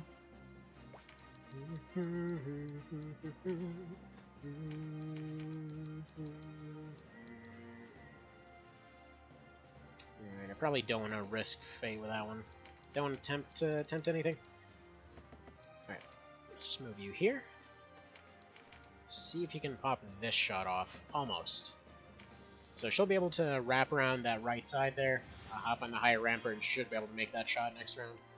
If she needs to. And crap, they've got a third healer. Right. That's problematic.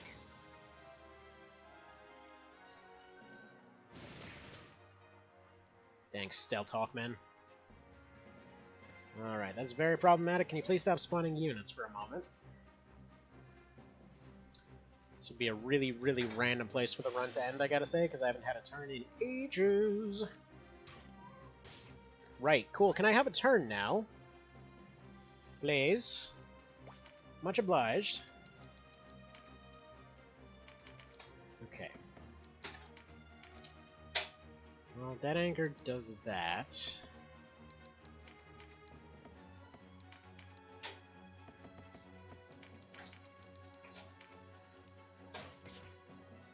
Alright, I'm gonna do that. Go over here, put this one to sleep. Arguably, I should have gone for the healer up top, but I want this archer gone. Now, I think I've got almost all my archers ready to go. Because I should have 4 able to fire on her now. Unless she moves back, that is. Dead.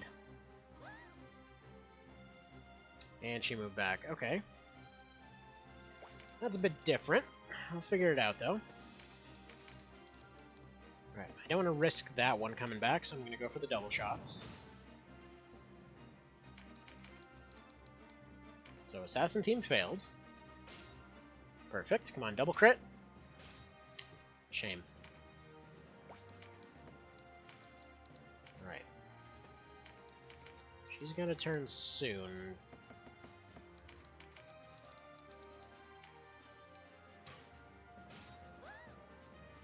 There we go. That one gone.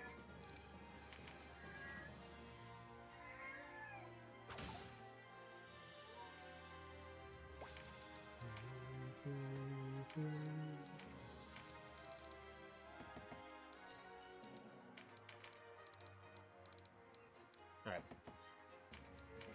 What can I do with you? Probably fortify. Yeah, just fortify.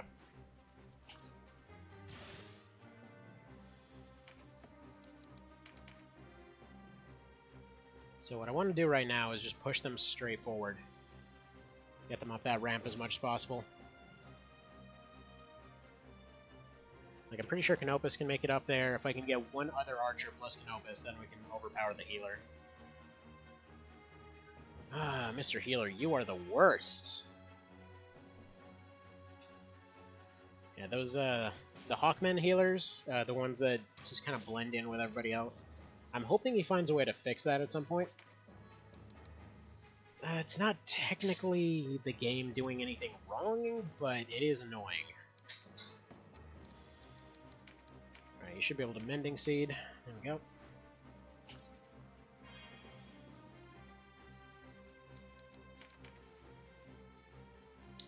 Alright, this is still possible right now. Just because Canopus has a double shot on him. Come on, dodge it. Good. If that archer moves, I think the one on the one right behind her is gonna attack first. If Arabella over there decides to... Okay, good. Good, good, good. If she survives until the next round, then Canopus should just be able to run up and double shot, and then that's checkmate.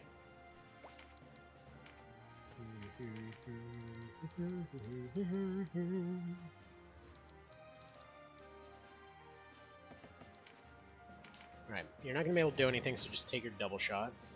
Get this guy out of the way before he does anything. No idea what he even does, but whatever. Just get him out of the way. Probably should have just taken the Tremendous instead of the double shot. Don't worry about it, it's fine. It's fine. It's just wasted points. Okay, come on. Perfect.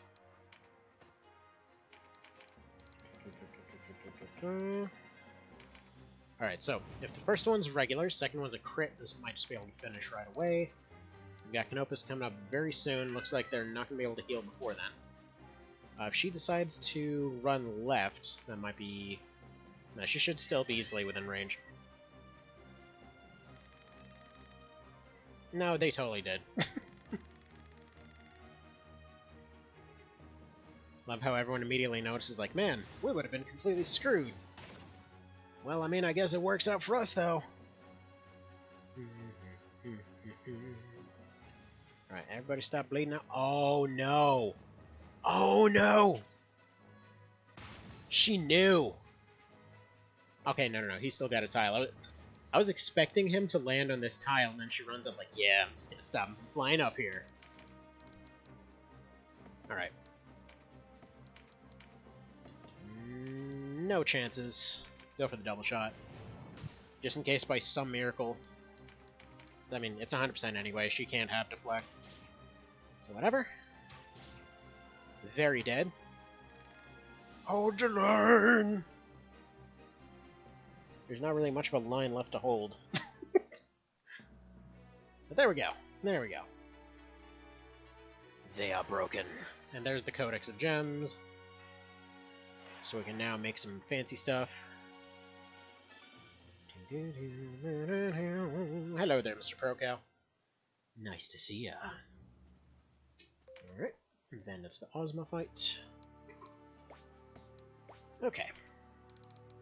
So we probably want to update a couple things here. First off, some deflect on you guys. Either I think deflect, because they've basically got a free parry. So typically for ninjas, I like running deflect and overpower. Basically, it just means that they get a free ranged attack save in case something would have hit them, so they can dodge even 100% attacks. And then for overpower, it just allows them to overpower if anybody has deflect for their bows. There we go. We don't really have any better vests yet, so that's for later.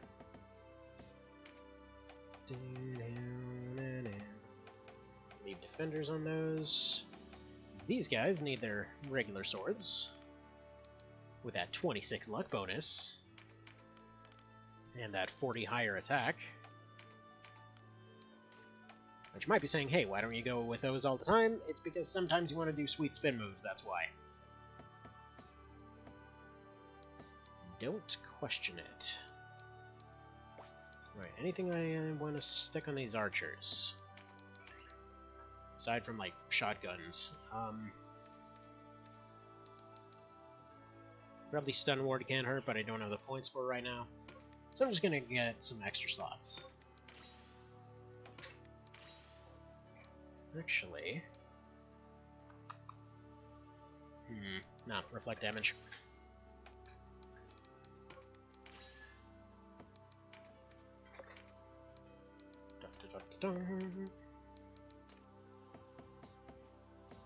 Let's do this.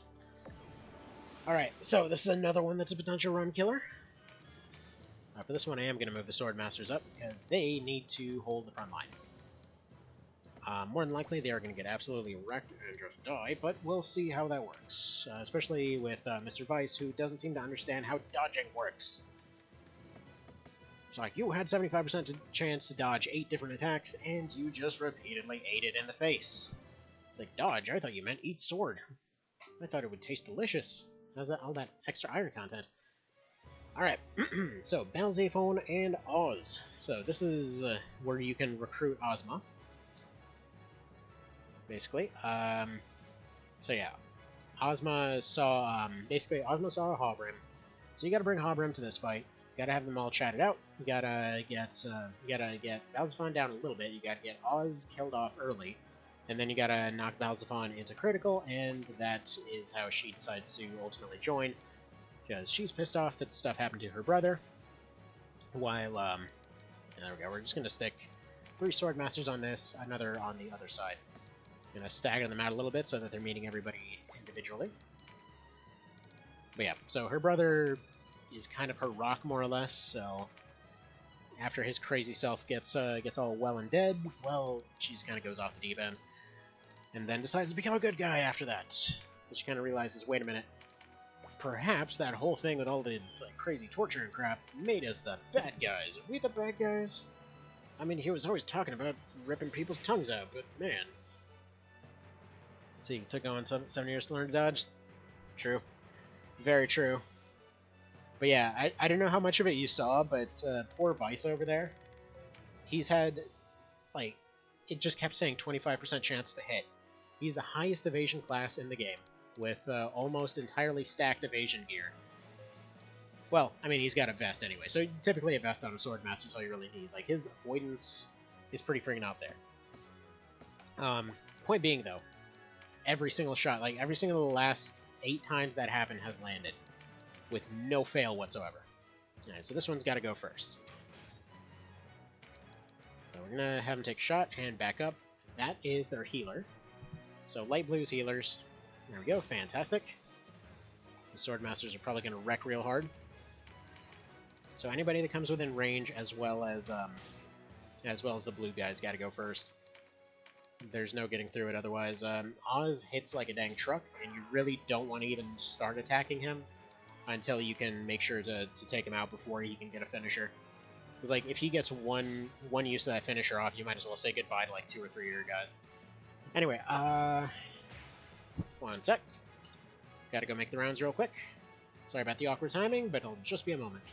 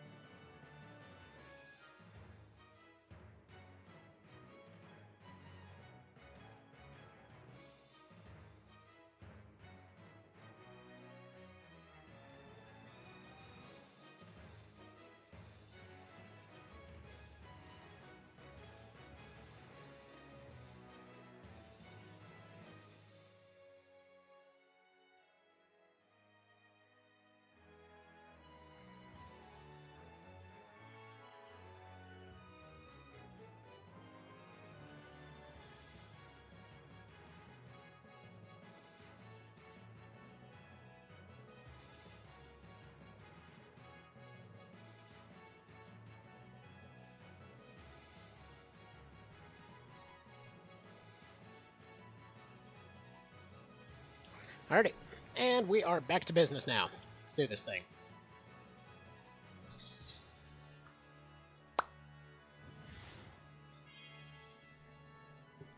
So, you know, I'm pretty sure that this was just kind of a theme at the time, because a lot of older SRPGs had 4 chapters. But why on earth didn't they decide to give this game, you know, a 5th chapter? Because at this point, this feels like this is the end of Chapter 4. It feels like this I don't know. It always felt like the Northern Invasion arc needed to be the 5th chapter, and then just have all of the Hanging Gardens as Chapter 6. Just always felt a little bit odd to me that they're like, no, you know, Chapter 1, pretty long. Chapter 2 and 3, you can get that done in an hour. Like, Chapter 4 is just basically infinity length. Just cuz. It just doesn't end. FFT kind of did the same thing, where it's just like, it felt really weird how long it went on compared to the other chapters.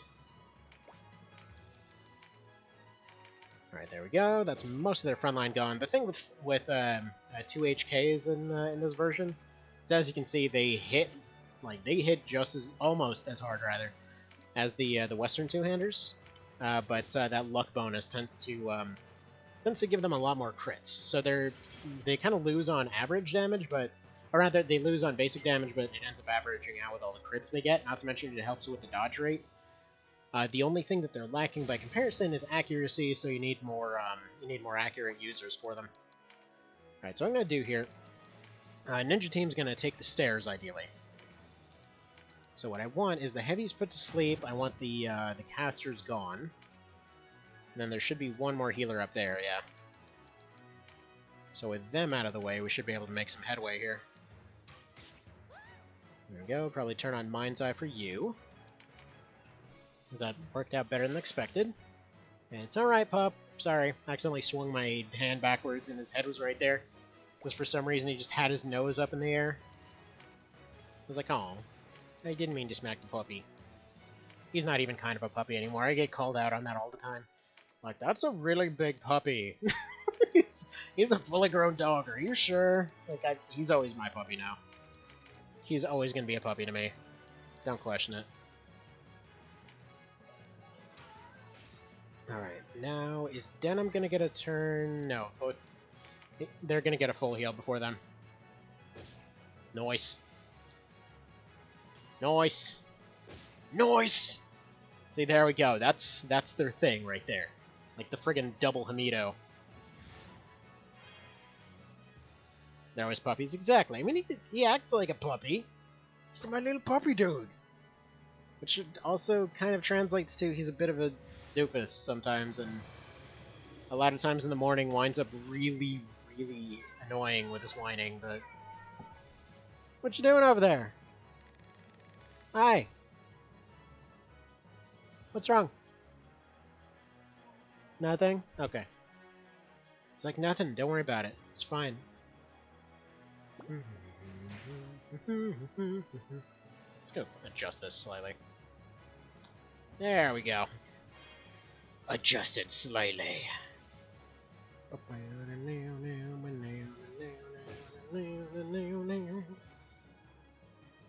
Alright. So healer's moved himself out of range. We can get this golem out of the way. These golems love to do their big floppy AoEs. So we'll get that gone.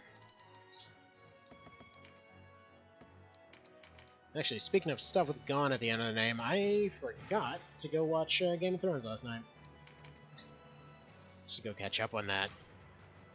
It's actually gonna end. You guys ever watch that show?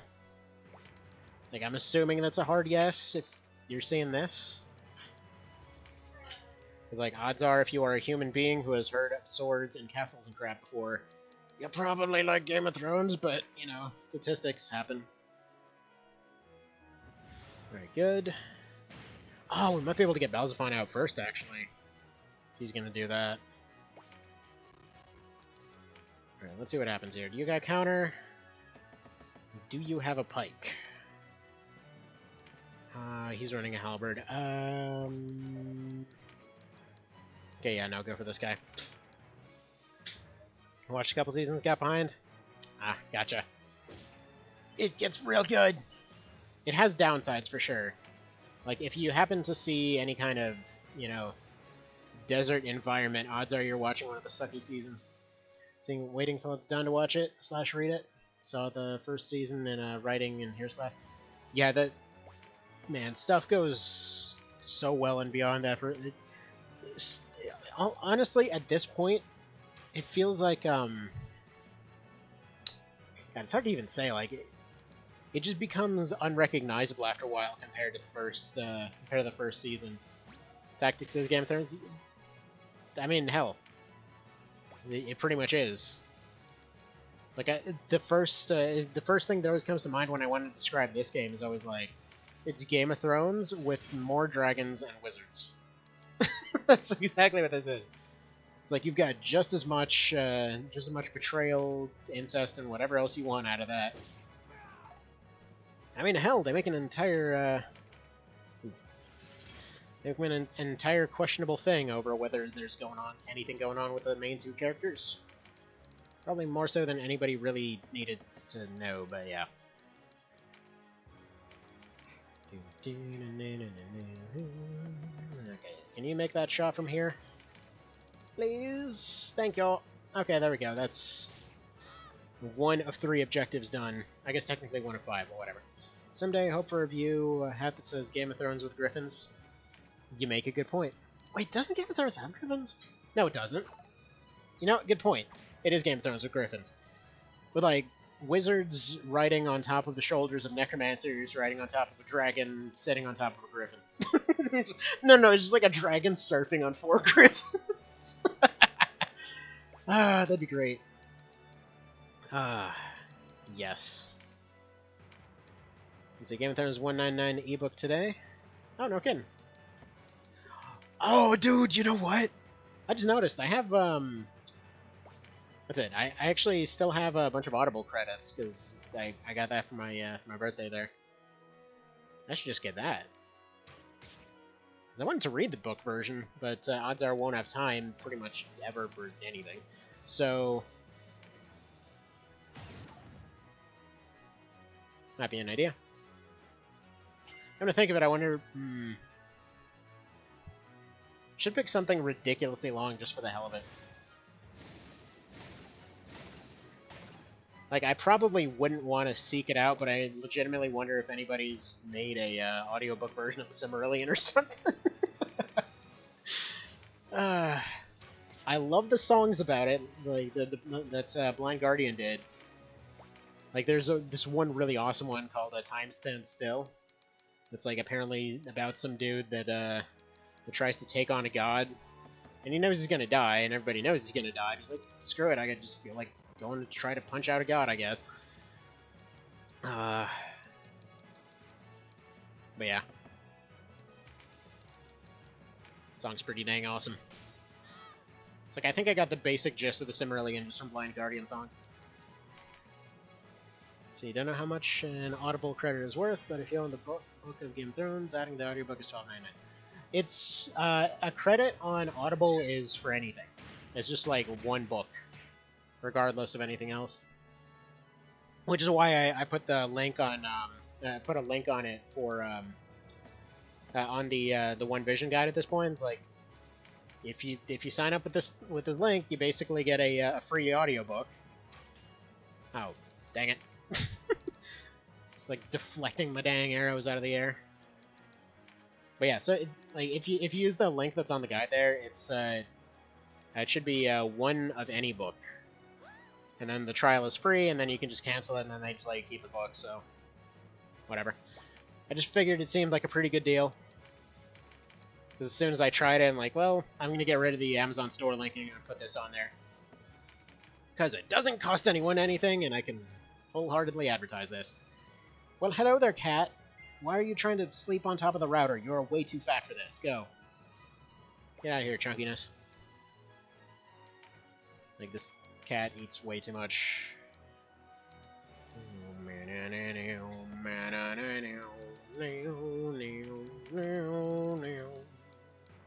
Alright, we should just be able to double shot this guy. Double shoot. Double shot. Please, 91. You suck. You suck with your secondary save rolls.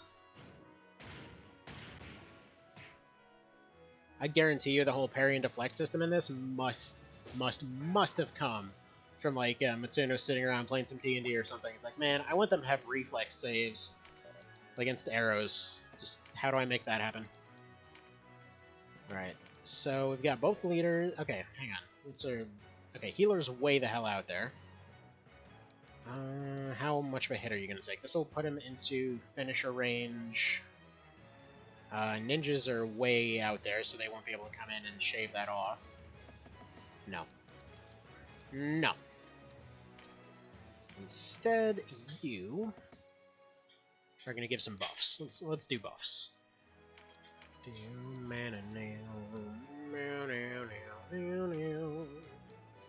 And that would get rid of her poison. Get rid of his Lightaverse. Don't need it. Let's go Lion Dance. Lion Dance!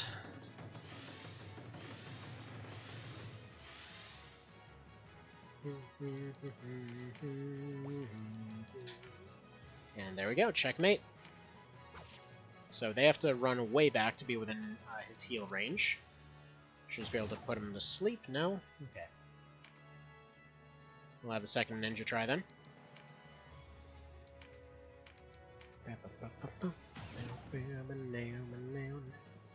That's fine. That's perfectly fine. You take that completely ineffectual shot against the Balzaphon. Okay. So he's starting to get his TP built up. I also don't want him doing anything. So we'll just do this. That should take like 20 off. Yeah, there we go. Beautiful. He can't sleep. He can't sleep. Alrighty then.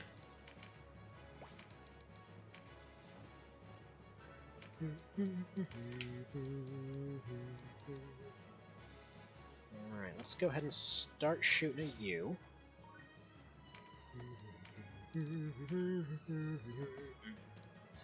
Alright, +3 rank.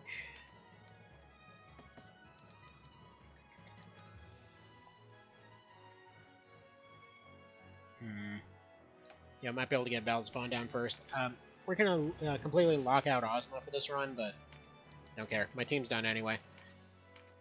So we can put her in for another run.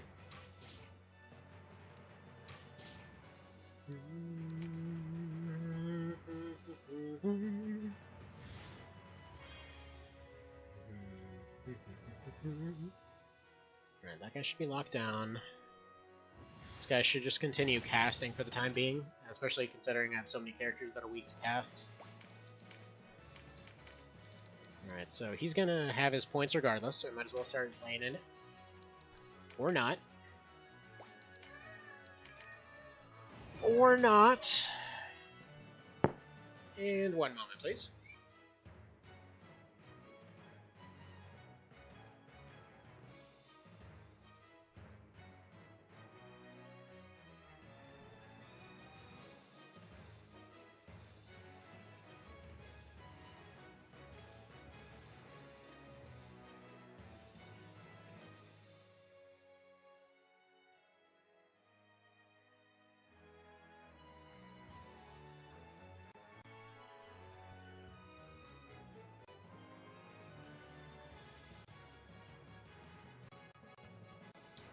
Alright, and continuing on.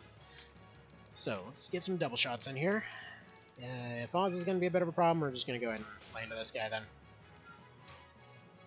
Or not. Yep. So he wants to just leave. He probably should. I forgot about that archer, because they were hiding behind a pillar. Okay.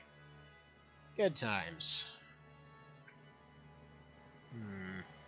Alright. See if you can... She can't really disable his finisher, but she can take a little bit of damage off it.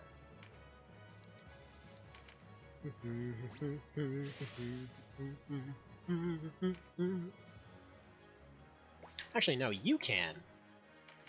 This is going to get him taken out, more than likely. But he can disable his finisher. Oh, 2 points. Off by 2 points. Dang it. Okay. So he's still gonna get his finisher.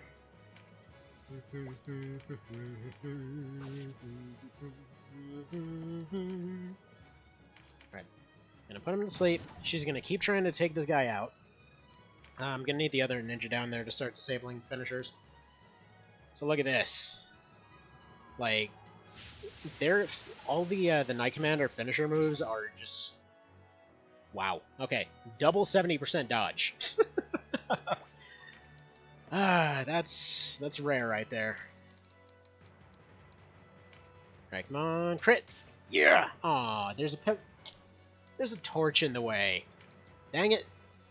If there wasn't a torch in the way, they would have been insta-killed there. And this guy refuses to take that 60%. It's like, no, I will stay awake forever. No, he got it. He got it. Oh, crap. Everyone's dead now. Goodbye. Oh, I was gonna say, if that was another almost guaranteed hit double dodge. But yeah, most of them are like, it's friggin' 90% of their health and a complete disable. Like, I think, what's his face? I think Barbas is like guaranteed petrify on all 4 tiles, plus like 200 damage. There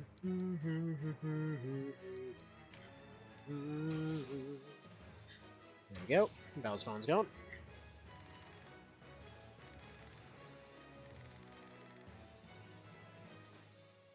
I won't allow it. Leaves anyway. Like, I won't allow it, but what can I do? Kinda, pretty much. Alright, so just Oz left. There's still a chance that he might kill everybody off, so let's see what happens.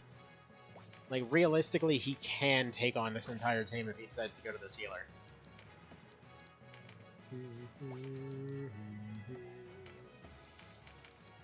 Alright. Gonna go melee on him just because there's a good chance of knockback and getting rid of his TP. So any damage I can do without building up TP is good. Generally speaking, you want to use casters against him. I don't really have those, so next best option is friggin' Eastern Swords. So those are all nice and nifty.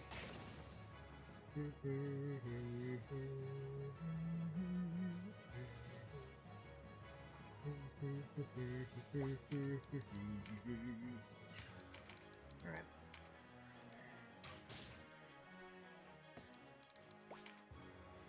Yeah, thankfully he didn't come in with a Vigor Ring. He can come in with Ring of Might or Ring of Vigor, I believe.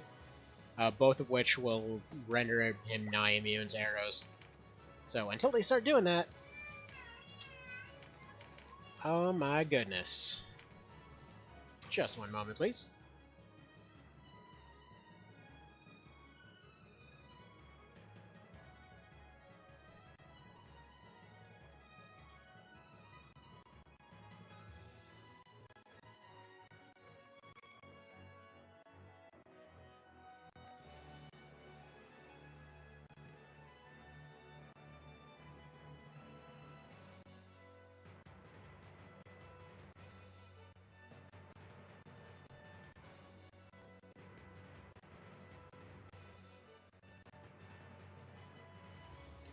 And back.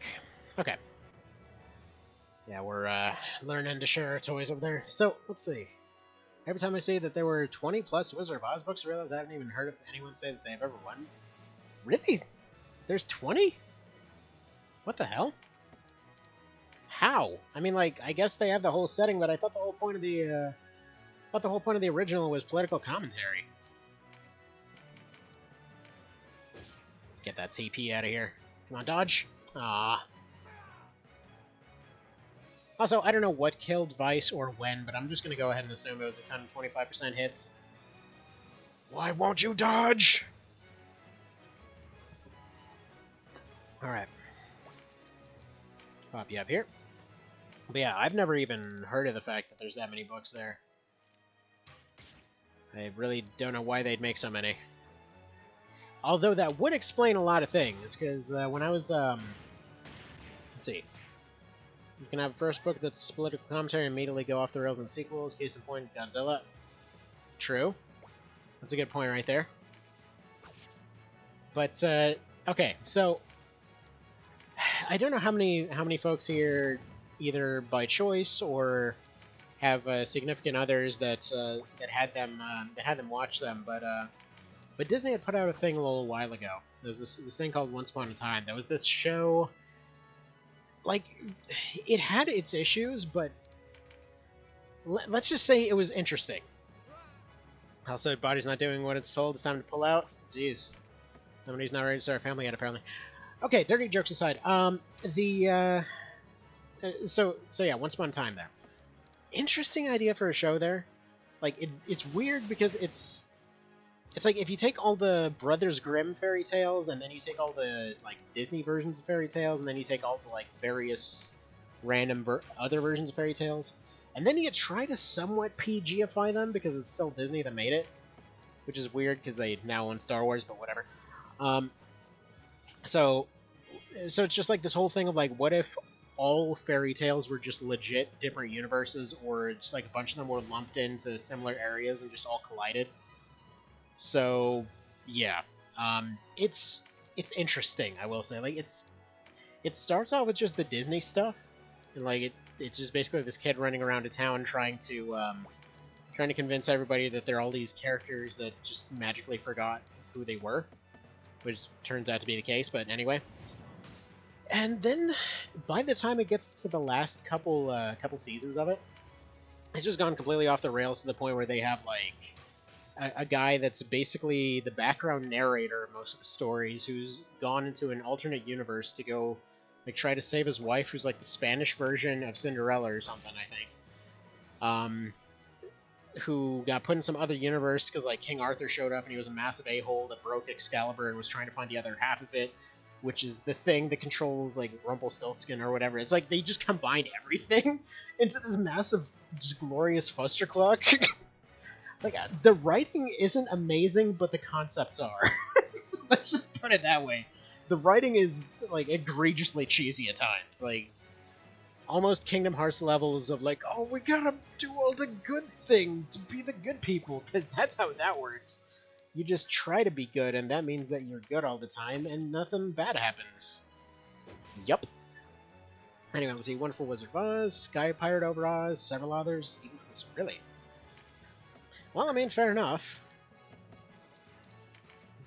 I mean, hell, if you think about it, the Arthurian tales originally just started like one scrap of paper that was left over, and they weren't really sure what was in there. And then, like, a bunch of different different authors came in from all over Europe, and they're like, "Hey, check out my fan fiction. This is the new version." So who knows? 114 Years of Oz, which is sort of how this current level feels. Yeah, we're almost there. We're almost there. Got one more shot on. I just got that, man. I'm slow. Yeah, one more shot. Got one shot. Do not miss your chance to blow his friggin' head off, because he's not coming back after that. Alright. Nope, no. He's gonna parry this. We're gonna double shot it. Even tremendous shot can be parried. Double shot? I've seen somebody, like, friggin' double parry double shot.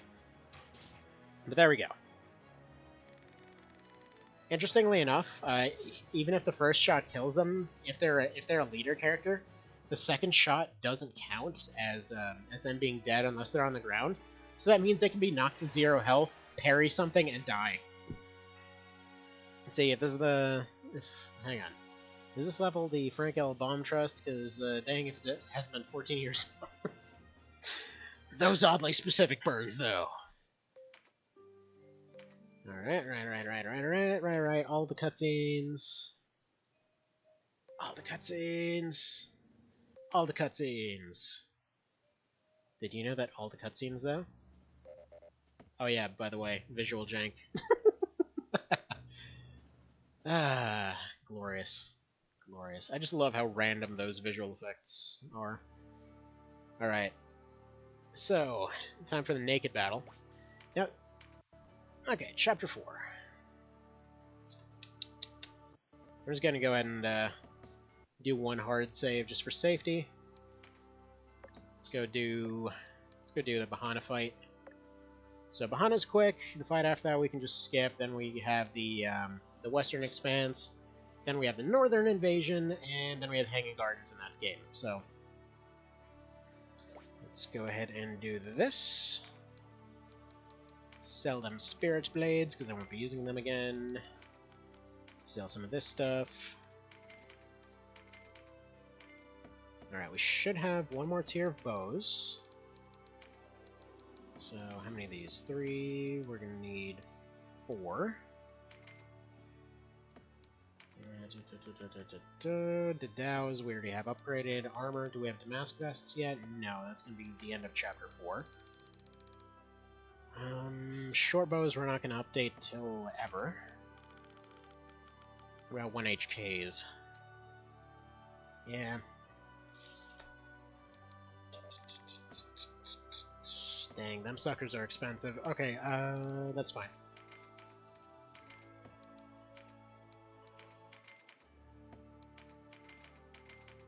Go set out all this magical stuff we can't use.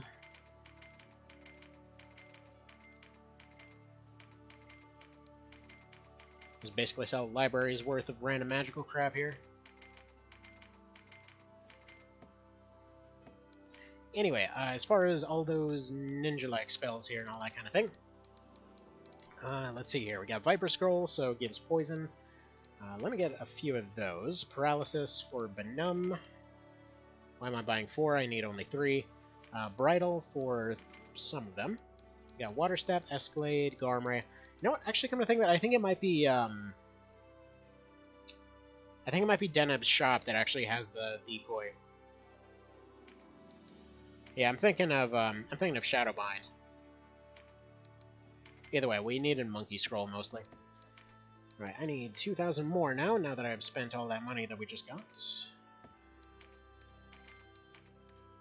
I'll sell all this starting armor, all this heavy armor we can't use.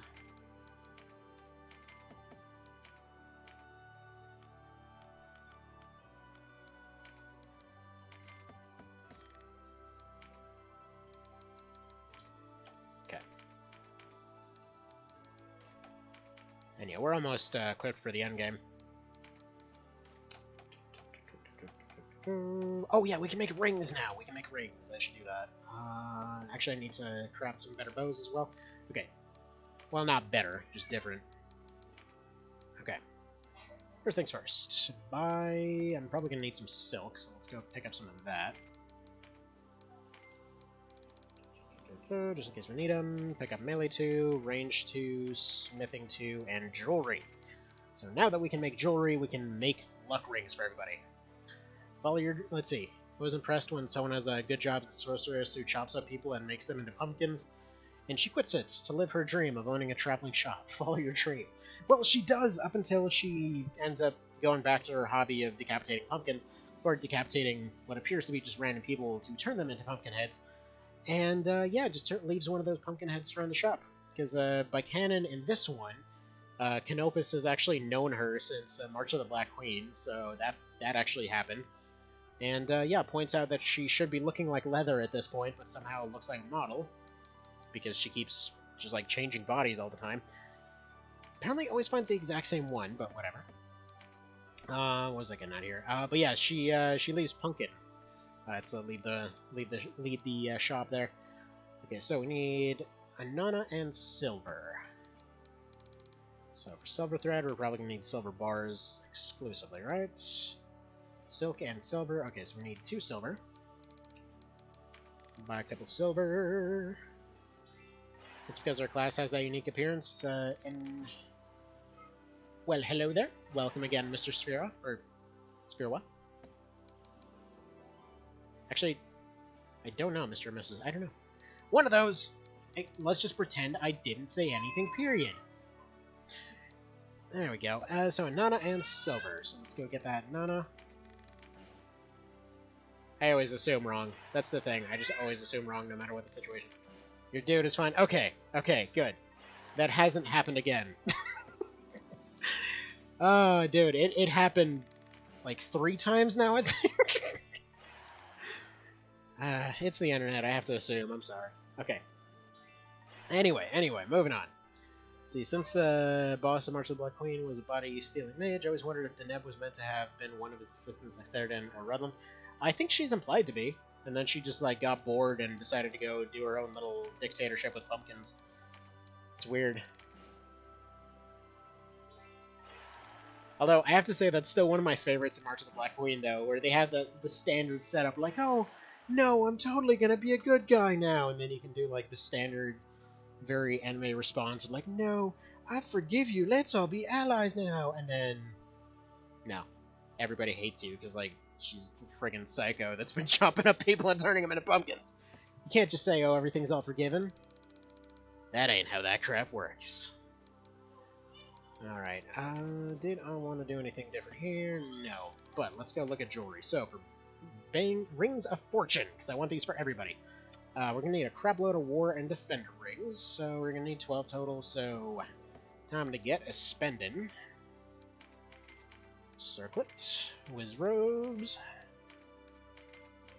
Hard braces can go, lots and lots of shorts. We are the traveling short salesmen. Alright, let's get... ooh, got heater rings. Not that I can use them. Or, rings? Shields. Shields, there we go.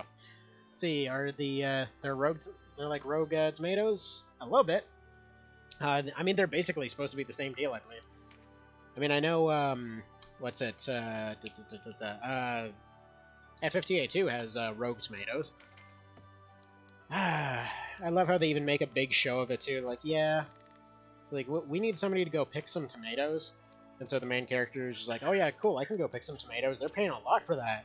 And they get there, and he's like, yeah, look, just so you know, these aren't, like, normal tomatoes. They can kill you. So, oh, man, I just love it. I just love it. So, yeah, just in keeping with the theme of the run, everybody gets a luck ring. That's how we're doing this. Alright, we're also going to need some fancies here. So, yeah, we got Purified Ore now. Let's just spend the bank on that. It's probably not going to be enough, so let's get rid of these. Buy more Purified Ore, which thankfully is 500. Yeah, this Purified Ore used to be, I think, like 1,200 and then 1,000 a piece. So, it's good. It's good. Alright, so, first things first, we need woods. We need 12. Oh my goodness, we have not even close to enough. Let's see, forgot how big FF12 was? He's big game. There's big, huge game. Now we use this thing called the fast forward button. Oh, sweet, 2 of them. Except I forgot that apparently that breaks the game now for some reason. No idea why. Alright, let's get rid of this. Anybody can use the leggings. The ninjas can use the damask. No, but they're gonna lose their luck bonus, so no. Nope. Alright, let's pick up more of these. Make more woods.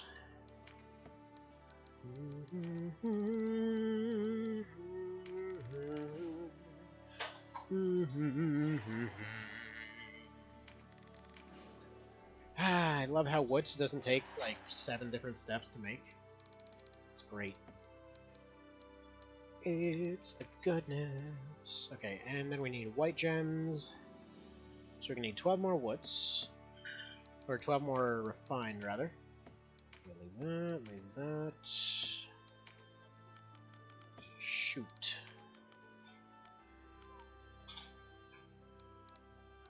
Now, we're not going to need any more boulders, so we can get rid of that. We can probably get rid of the rank 1s of these. We'll get them later if we need them.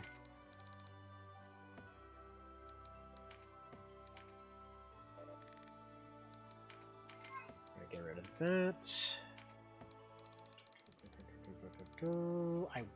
Let's get rid of 5 of these. There we go. That should be enough. Just barely. Okay, and then what do we need for white gems? Just gemstones, so we need 12 of those. So we need 10 more of these things, and crap, hang on. See, Spouse has that. She got the last dragon before her PS2 died like a decade ago. So you can get another go with the remake. I've heard the remake redid all the skills and stuff. Apparently it was supposed to be really, really good. Don't know how true that is, but supposedly it is. And I need refined ore for that. Okay, First things first, let's go here. Let's make the rest of that woods. So give it a go myself. 3-minute cut out all the orphans. I think a lot of people feel the same way about Fallout 1. Actually, I think, or did Fallout 2 have the scarier urchins? It's like, they had this weird... Okay, so Fallout 1 had this really messed up thing where there was one of the most useful shops in the game, but then every time that you'd run in, one of the random urchins would just steal a random item from your inventory. It could literally be the gun or armor you're carrying. And then, and then just, like, you'd go to the store, it's like, hey, why do they have my, like, upgraded super plasma cannon? What happened here? And like, yeah, no, you should totally buy this, though. It's amazing how you walked in unarmed. Like, that's really annoying, because that's way more money than I could possibly get. So, I don't know what they were thinking with that feature. Like, it seems cool on paper, but man, that was really frustrating. And so, the only way you could enter the store, functionally, was, like, you'd turn on combat mode, and then run through, because they couldn't technically have the command to attack you, or to steal. And, yeah, some people just literally friggin' shotgun the orphans because it was technically an option and everyone hated you for it, but it's like, can I please just use the store without getting robbed? Like, please. It's not so much to ask. Alright, so Ozma of Oz is like book 5 or something. Really? Really? There's an Ozma and an Oz. I'm gonna have to add that to the list. So funnily enough, I've been making an article that somebody asked for last year. There was all the mythologies and stories and everything else. In fact, screw it. I have it up right now. Let me just add it as the next thing to cover on the list, because... Alright. Come on. Wake up, laptop. You can do it. I believe in you. I believe in you. I know you're tiny and overworked. Just...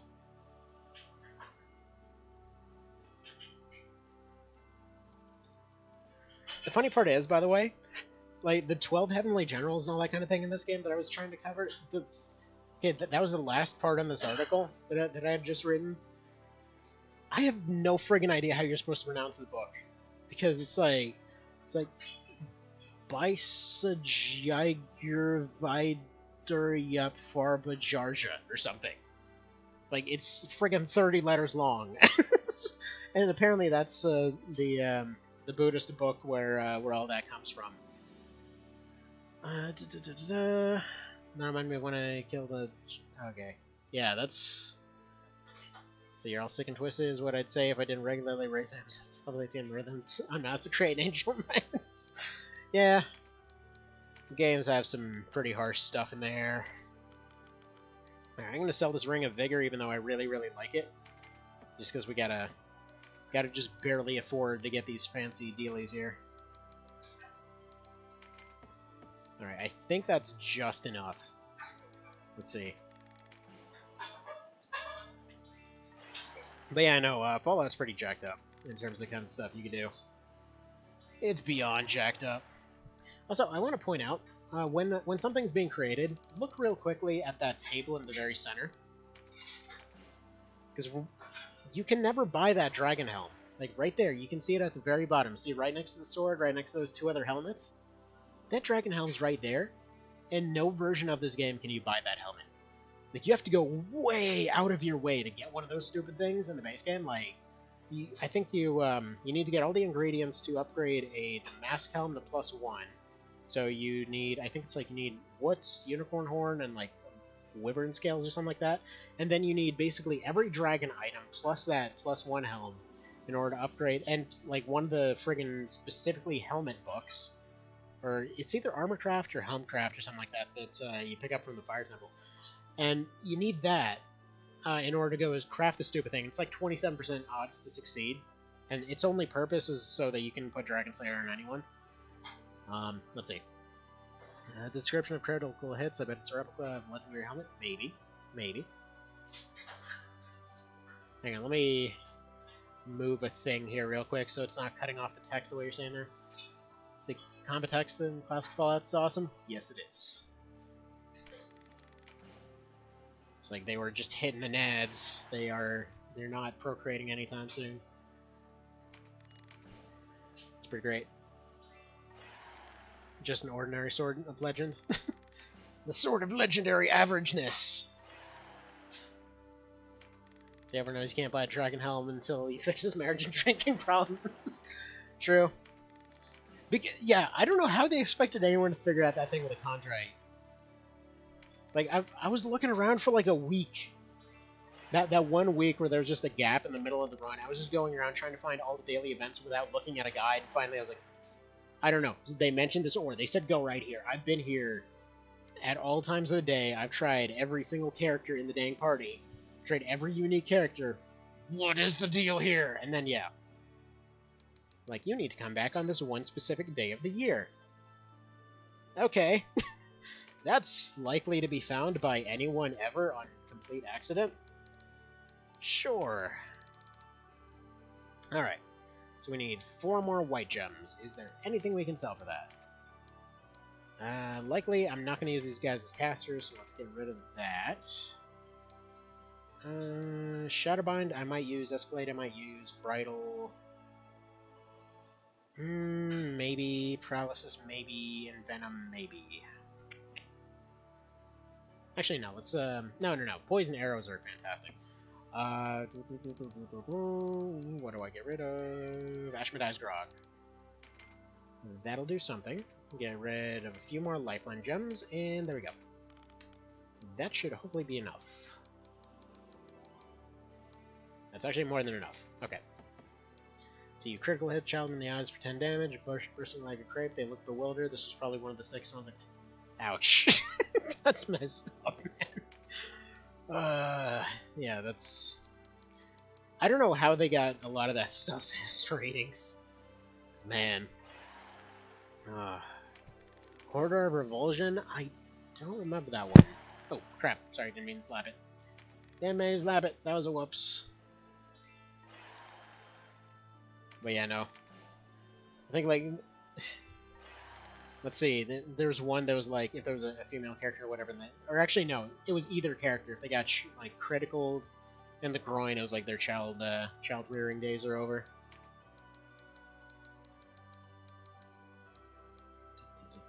Let's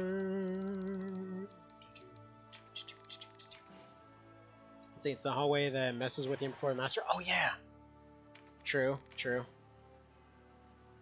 Truth be told, I usually went for the diplomacy route on that one. And then somebody showed me a video of like, here's how you get your 180 auto plasma. So you're just gonna like fire friggin' 10 almost guaranteed crit super beams per round. It's like, yeah, that'll mess with the game a little bit. Just a little bit. Yay, we get fancy rings. Lots and lots of fancy rings.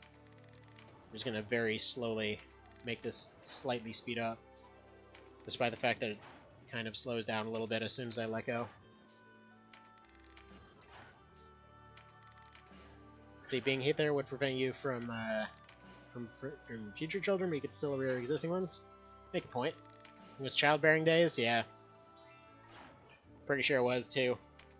Just didn't want to say it because it sounds very specific. Oh, he wasn't wearing a cup either? I never saw that one. Like, I remember there was one that was like, that's gotta hurt or something.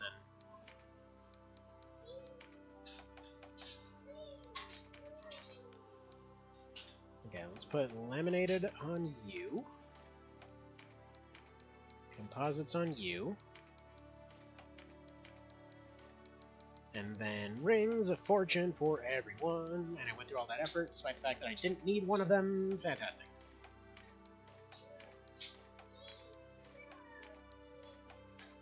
I just want to point out, by the way, this is the basic ring. You can get 40 luck bonus from the secondary ring. So right now, each of them are running around, like, these guys right here are running with a 66 luck bonus, which is, like, let's take a look at their fortunes right now. So he's running with the Azure, and just a regular bow. So unexpected treasures await, okay? It's fine. She's got that. Stars are in perfect alignment. All you touch will turn to gold. You will meet with great success. All you touch will turn to gold, etc., etc. So, like, their luck is practically maxed out. So I'm going to save it there, just in case it jacks up. We're not reloading that save if at any point the run dies. It's just for the sake of if anything goes weird. Alright, let's go ahead and take 2 ninjas off of this one. We don't really need them. This one's mostly a long-range fight.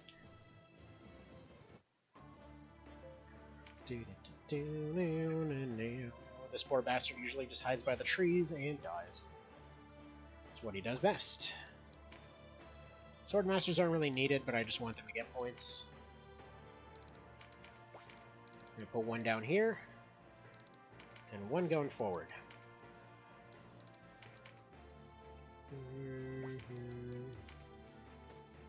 Same thing as before. We're just going to go forward and basically do nothing for the time being. Nobody needs to take a shot except F leader. So that kind of stuff right there is actually one of the reasons why there's been oh, hang on.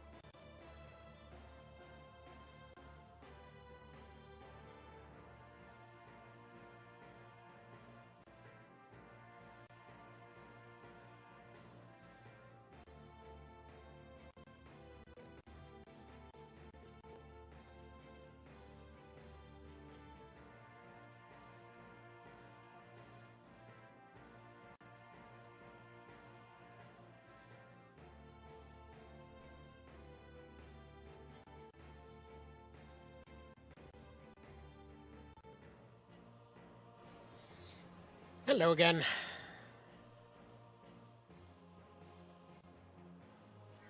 Alright. Never quite feels like it has one powerful track like a Manor or Final Fantasy game, but the music always does a good job of making that level feel epic. See, in some cases though, like in some cases, with Fallout, like I'd argue the strongest theme, and I don't remember if it was used in anything else, strongest theme in the series I feel is the one that plays in all the NCR areas in New Vegas. Just because it had this awesome thing where it's like, it's this little, you know, like running desert theme, you know, kind of bleak, kind of a bit of a march going on. And then they just have like this random guitar riff in the middle of it, just like a it's like, I remember that every time. Every time it came on, I was like, yes! There's awesome stuff going on right now. Every time. It's just like, it doesn't even matter how many times I've heard it. I think I've got like friggin' 1,800 something hours into New Vegas. It's just like, every time it gets me. New Vegas soundtrack, yeah, it's for Fallout.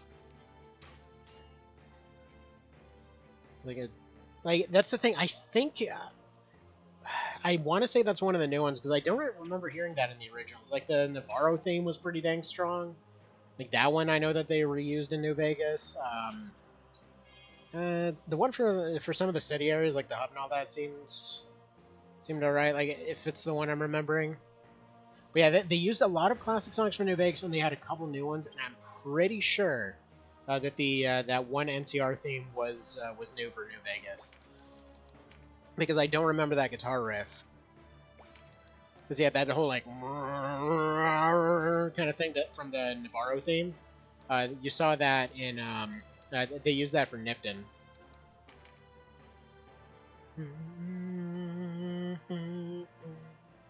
Hang on, let's see. Let us see.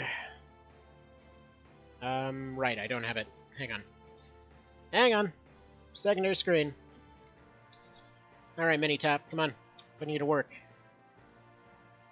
Time for you to blare some music. Where is that thingy?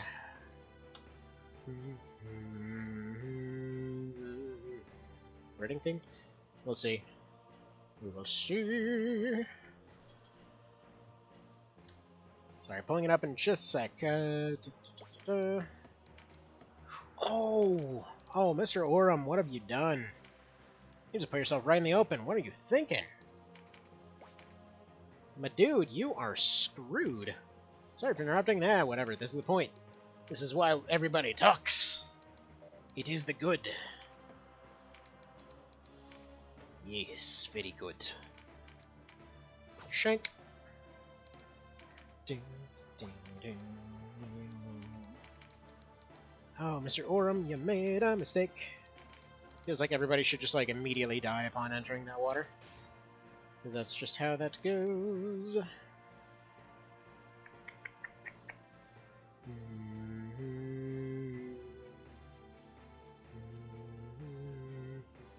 The bastards killed me! Except it was Sarah, so... you know. Piece that together, hey, well. Right, how do I find that link now? Hello there, StreamShot. Okay, can you repost that link, Mr. Spherewa? No, Warden Report, I didn't mean to read you. Right. Time to get all naked. Because apparently, even if you go in with just a necklace, they consider you armed, which is stupid. But whatever. Hopefully that's one of those things that at some point rigs can fix. Actually, one thing that they really should have done for this fight is just have an option where they're like, okay, you can deploy one. This is your hint that this is like, this is a solo. And he mentioned, like, the problem is they have that one fight in the way. Because they basically say, like, oh yeah, if I go in there unarmed, they surely will just talk to me. And that's the thing, though. Then they have a fight in the way. Ah, this theme. This is the only time that this theme plays aside from the bad ending. So, we're just going to leave this for a second. Just going to leave this for a second, and I'm going to check out this theme here, so... let's see here. No, Grammarly, go away. No. Get out of here, Grammarly. Alright. Let's see here.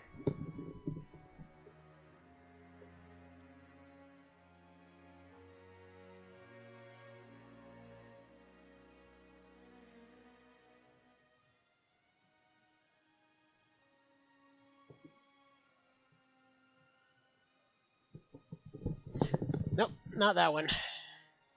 Yeah, let's see.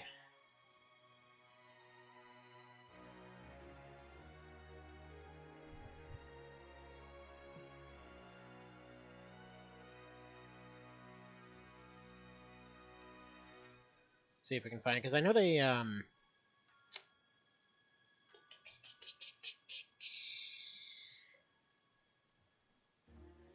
like, I think it's the NCR theme.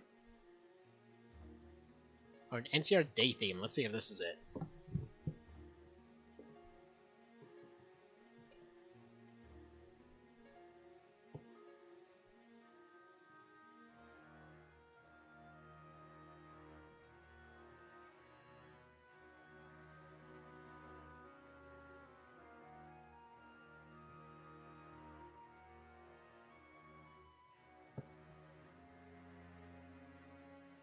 Yeah, I think this is the one.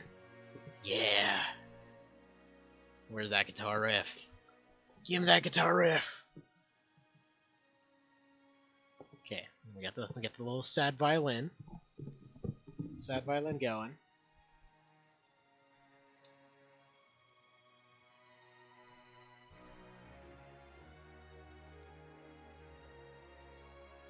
Yeah, that's the stuff. There you go.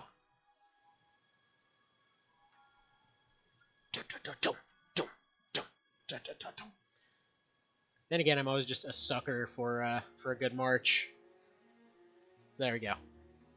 So, put little Lappy to sleep. It is I, Ducky, the lucky guy. By the way, if you're wondering why I left him with the with that necklace, it gives him plus 10 luck right off the bat. It did that in the original too. I think in the original it was for some reason it was like plus 1 defense. Like yeah, plus 1 defense and then like plus 5 luck or something. It's just like a weird amalgamation of stats. It's like there was this discussion yesterday that came up in terms of just like the interesting little how many times it seemed like do we want to do it though? I kind of want to do it. It lowers his attack a lot. Whatever, that gives a defense bonus, or that gives a luck bonus stuff.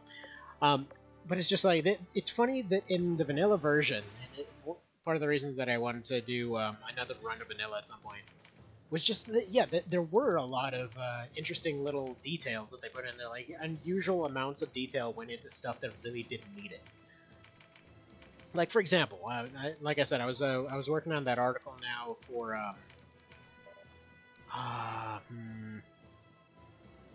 yeah, let's get to it. The Swordmaster's out of here.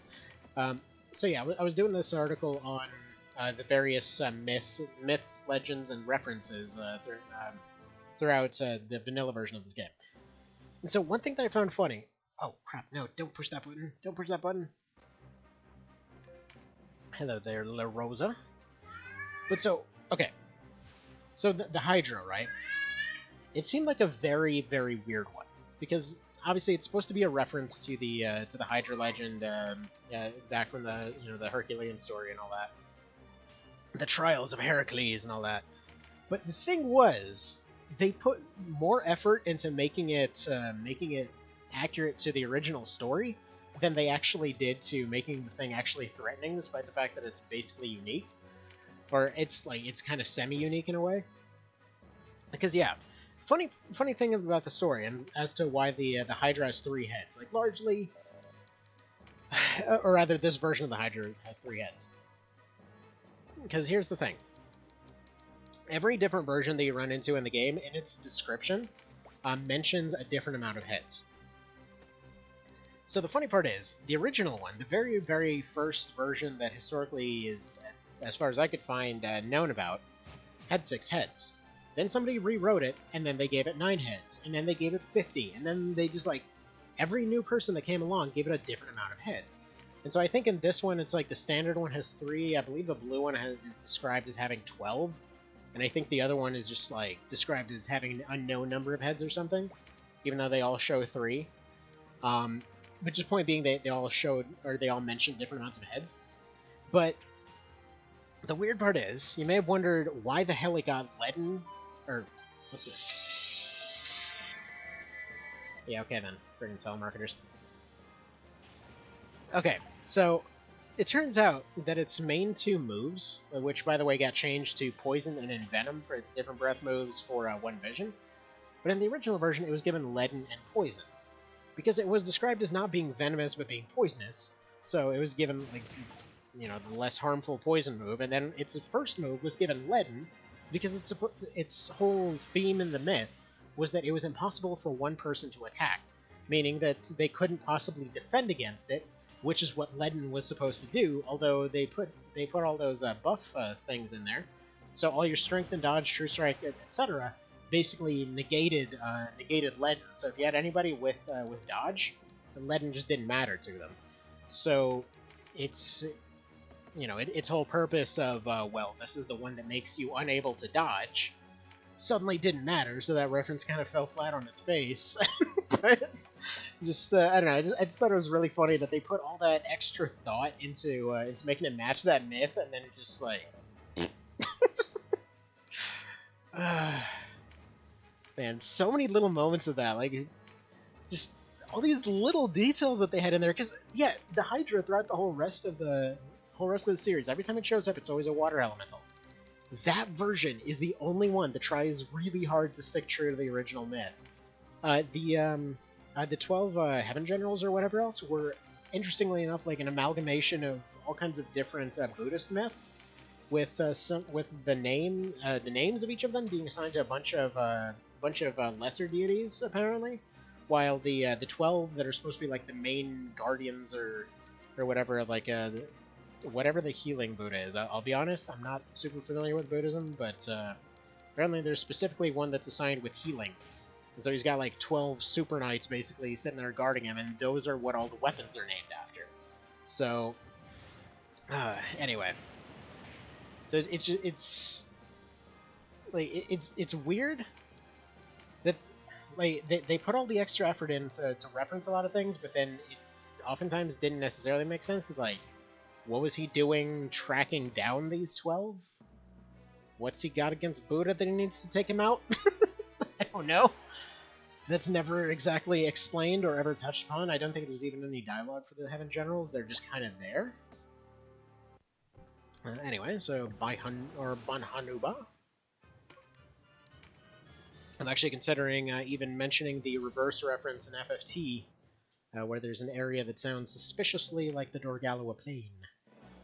Because it's just like Dorgua or something.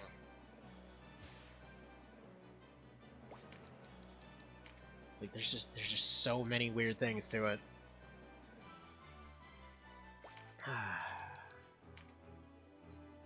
I mean, hell, it's funny because they really wanted people to know that they were referencing Vagrant Story.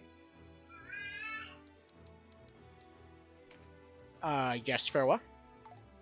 How will you spare Sherry here? No. That's how. I don't, like, my team's already done. I don't really need to spare Sherry. That's what happens when you try to basically assassinate a team of super ninjas. They're just gonna create a bunch. And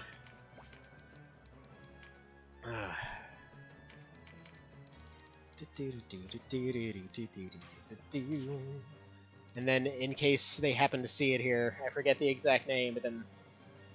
Yes, I know, I was going on and on about historical ninjas and stuff like that in the Secret of Mana run.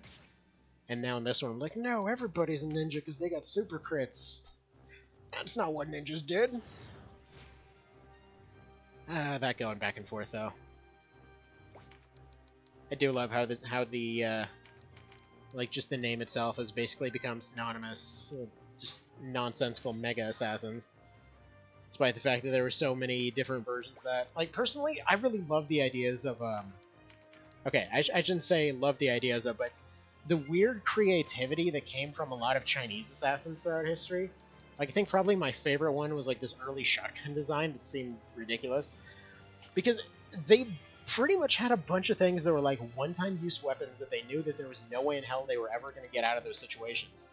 Like, they would just have this pod that they would, I think, like they said, they put it in their hair or something. And they would lean over and they would have this, like, string tied throughout their entire body. And this pod would fire out a bunch of poison darts and, like, a shotgun spread. And just hope that one of these dinky little darts would hopefully hit a guy and maybe do something. And apparently the closest they ever got out of, I think it was 3 attempts at using those things, was like one of them slightly grazed somebody that was in the completely wrong direction or something. And then they got slightly sick, and that was about it. It's just they had so many bizarrely creative devices that sucked in actual usage. See, Nonsensical Mega Assassins was my 80s airband back in the odds. Oh man, I want that to be a band name. That needs to be a band name. I would put that as a team name for this, but there's not enough letters. Let's see, they were a regular peasant militia? What, the ninjas and stuff? No, they were basically spies. I mean, they were pretty much scouts that occasionally... Okay, as one guy put it, it wasn't a class. Like, samurai was a class, ninja was just a job. It's just a thing anybody could do. So there were a bunch of samurais that were ninjas and all that. They were basically just scouts most of the time. Sure, some of them were assassins and that kind of thing, but generally speaking, if they were trying to go for the whole assassin-y thing, I mean, they had really flammable buildings. They just set it on fire. In one case, there was a story about one emperor that was supposedly taken out by somebody just hiding in a toilet and stabbing him up a friggin' butthole.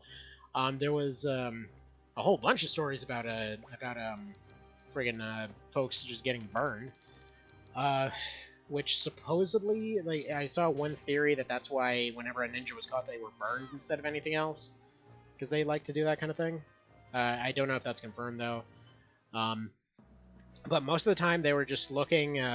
They were just basically scouting out positions and looking for movements and that kind of thing. And actually, that's why I really loved up until the PSP remake ones that happened here. Oh, by the way, so Sphera, in case you didn't know, this one actually determines whether or not you actually have to fight Casual later. So if you say that you can't fight her, she'll show up just like, man, my brother's such a coward, screw that guy. And then if you say that you'll do whatever it friggin' takes, she'll just run. So, okay. This is going to be the we accidentally crit Casual off a cliff run. Alright. But yeah, so they were mostly scouts. Like, there's a bunch of stories, what was his face? There's one of the really well-known, like, stereotypical ninja names, like, I think it was, like, Masamune or whatever else. One of them, like, one of the really well-known names, that they were a scout for one of the generals during the whole Sengoku period, all that kind of thing, like, during the 3 big warlords that took over everything. And there's just stories of, like, time and time again, they would be completely screwed, and then this guy would just pop out of the shadows, like, hey, guys, I got new routes for you, and then they just, like, snuck out of there. Just, like, at, like, last minute over, and I'm like, well, we died again, time to get a new army, I guess we'll just die now. And then he's like, nope, we're getting out of here, just take a nice little jaunty run through this secret path over here. See, Psyduck was my favorite Psyduck evolution. Wait, is this that Psyduck fight where Cashra tries to stealth stab Denim? Yeah, she's basically rank 1 at stealth, so... No worries about that. It's all good. She tries, she just sucks at it. It's only Leonard that apparently never passes his friggin' reflex check. It's like, hey, I'm in full plate, quick, let me just die to a knife cut.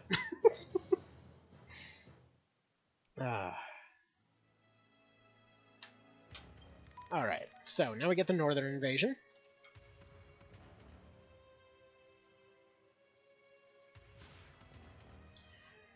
Okay. So yeah, we will be getting to that Psyduck fight, and it is that same one. And we're actually going to be taking a bit of a different route through Psyduck this time, because there's one fight. Oh, true, this is Bridge. This is... Where? Okay, hang on. This is true. This is the moment. Before this fight ends, because Footman Alessandro loves to hide himself in the middle. Have to defeat them in order to win. This is true. That expert advice. It cannot be questioned. Friggin' Warren, or not Warren, but friggin' Hugo, the Master of Bridges. We need his help. As soon as this thing decides to load, because I don't have it on my phone anymore, because it just kept having weird issues on my phone. There we go. I don't know how many times I just clicked, but there we go. Master of Bridge mode is go. It's a bridge made of Hugos. Hey, Spearwa, have you played OB64 by chance? Have to know if you know what we're talking about here. You haven't? Oh man, you got to do that one blind at some point. I'm telling you, that game holds up amazingly well. Even playing it blind, like I played it blind using only fairy units. That was a whole kind of meme run that Mr. Vale here suggested at one point. That was to do the entire series. So starting with Knight of Lotus, then doing March of the Black Queen, then doing Lucked, then One Vision, and then OB64, and do the entire thing Iron Man. Made it up until like the very second to last fight in OB64. Beat the entire series other than that without a single loss, and then just randomly, apparently Sphinxes can one-shot units 3 times their level, so that's always fun. But anyway, point being, Hugo. Dude, Hugo is the greatest just guide character in anything ever. And that's where all those lines come from. It's like glorious things like you have to defeat them in order to beat them. Or you have to defeat them in order to win. And the fact that the guy needs to point out bridges at every single opportunity, despite the fact that they rarely actually matter about it, pretty early in. But he just really needs to let you know about those bridges. So here's this bridge all the way in the far corner of the map. You won't ever use it, but it's there. Just so you know. And hey, they're about to do unfortunate things to this bridge over here, just so you know. You should probably go save that bridge. Save the bridges. Why aren't you saving the bridges? I love the bridges. And then it turns out he's a super shady bastard on top of it. Man, it's great. OB64 is great. And actually, there's a fan mod of that as well. Which is currently still in progress. It's kind of like the updates on that one kind of come in waves, but I think it's exclamation mark OB64 if you're curious about joining the Discord on that one, by the way. You still love his dialogue from the secret level. I won't spoil it, but that one quote went around the house on a regular basis. How do you get that to that secret level again? Oh, hi there, Pan. Thank you for the sub. Thank you very much. Good to see ya. How you doing over there?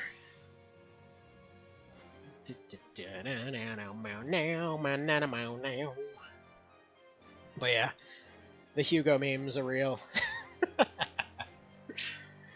He's just such a perfect character to like just be emblematic of all just guide characters in freaking strategy games. It's just every stupid thing he could possibly point out he does. Even one point where he's basically saying like, "Oh, you totally got to get to this bridge. You got to save it. You got to get everybody across it before they do anything." You can't actually even get halfway to that bridge before they get rid of it.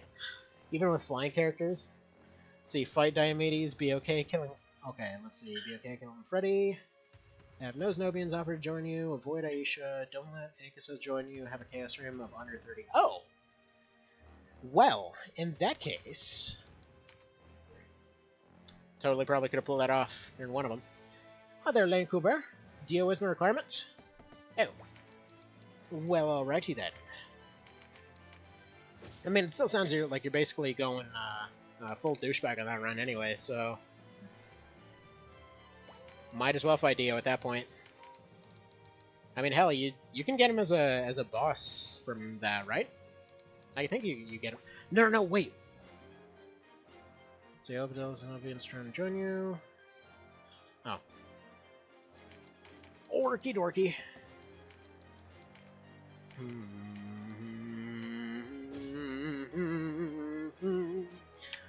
These Nobians only care about the execution scene. Yeah, they really want to save Freddy, despite the fact that... Well, I'm not going to spoil it. So Dio randomly shows up as a boss if you kick him out at different points. Understood. Right. So, Alessandro, yeah, he looks like he came in with a proper defensive set. So, what do we got here? Yeah, he's got Vigor, he's got Heavy Armor. Oh, yeah, he's one tanky boy. I'm gonna drop off now. Alright, well, you have a fantastic one there, Spirwa. Good luck. We've got plenty of it. We've got at least 60 plus on everybody. But yeah, thank you. Have a fantastic day. And yeah, I hope to see you on Wednesday at some ungodly hour. So, still got that one saved. That was Wednesday, right? But then again, is it Wednesday as in, like, you're waking up on Wednesday, or is it nighttime on Wednesday? You're at work on Wednesday? Dang it. Wait a minute. Which one was it? Is it technically Wednesday because it's the AM?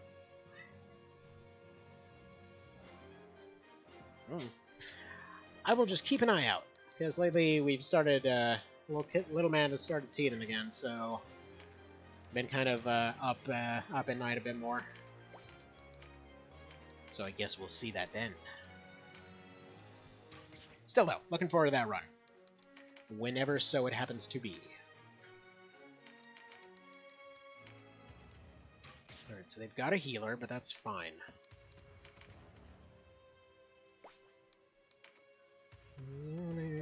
If you're wondering why I haven't finished off that Berserker, that healer is why. I want them to pull forward, I want them to heal that Berserker.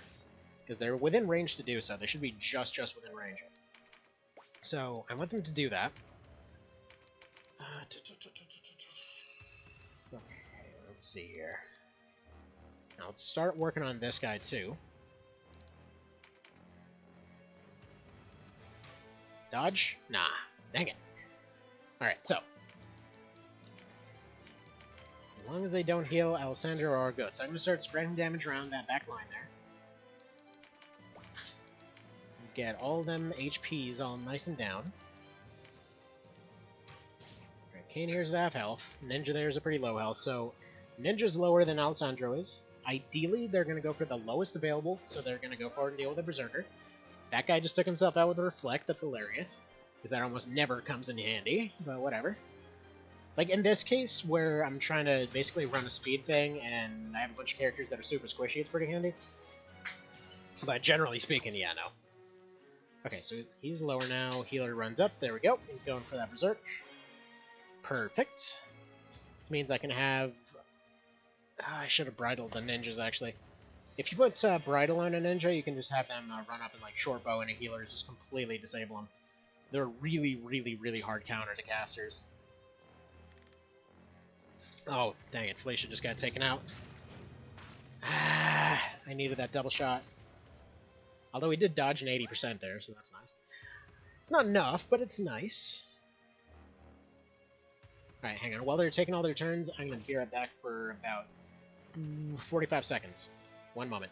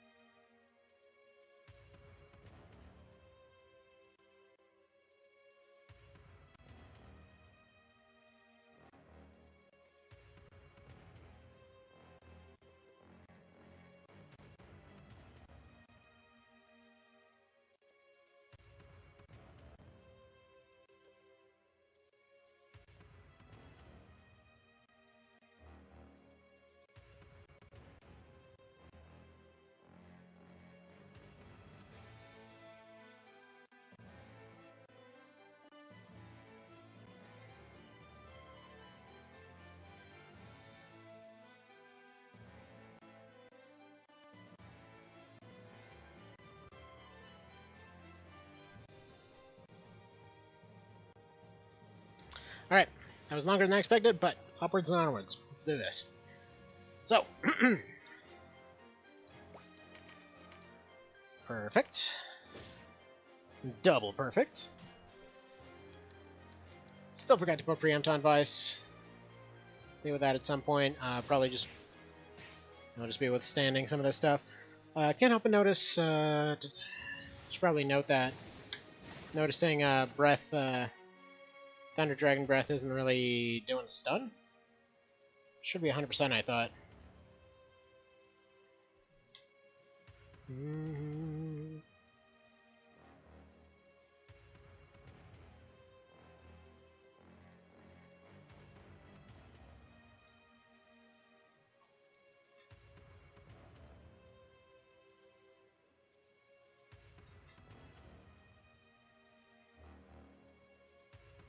Interesting. So, by the way, for anyone that has an older save file that they're testing out the 93 alpha on, if you're seeing the stone and iron golems as your trickster and warden classes, it turns out that's a weird kind of retroactive thing, as in like those classes use those same slots. So if, for example, like when I was showing it off earlier, if using any class, like basically if you encounter them first, or if you unlock them first, which you more like on a new file you will, they'll show up normally. But if you're using an older file where you have been using iron or stone golems, then they will show up as those instead. So if you're running into that bug, apparently that's actually known.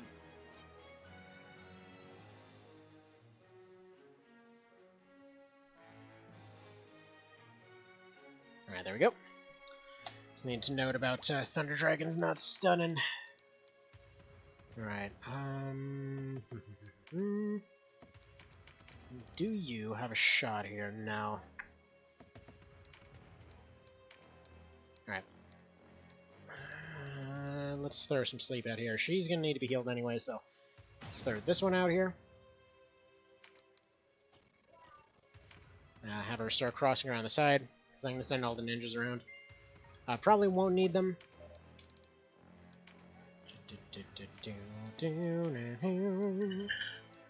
Alright, come on, nail it. Alright. If we can't nail it, we'll distract you. Perfect. So, pretty much no matter what, that's going to be the next target for healing. Alright, come on. Sleep. Dang it. Alright, whatever. In that case, we can probably take out this one, because we have a new healing target. Or new healing distraction target, rather. Put some more arrows into Alessandro. Eventually something will cause him to buckle. Buckling, reeling, about to break. Okay. Put preempt on you. Come here, pup. Sorry. Didn't mean to step on your tail. He's like, oh man, I was sleeping, somebody stepped on my tail. It's all unfortunate. Okay. Can you hit this guy? No, not from there anyway. From here you might be able to, though. It's funny because technically it's more tiles away, but no. Alright, whatever. Pop more into Alessandro. Probably should have gone for tremendous. Yeah. Okay, they probably still won't heal. We'll see. They might, but they also have a pretty good chance that they won't. I don't think they give any extra priority on healers or on leaders, but okay, they're that's fine. That's fine. That's perfectly fine. Because this guy just put himself into kill range. So, as a bit of a safety strategy, we're just going to go ahead and pop a couple arrows into him. They don't have any backup heals, so that'll be that.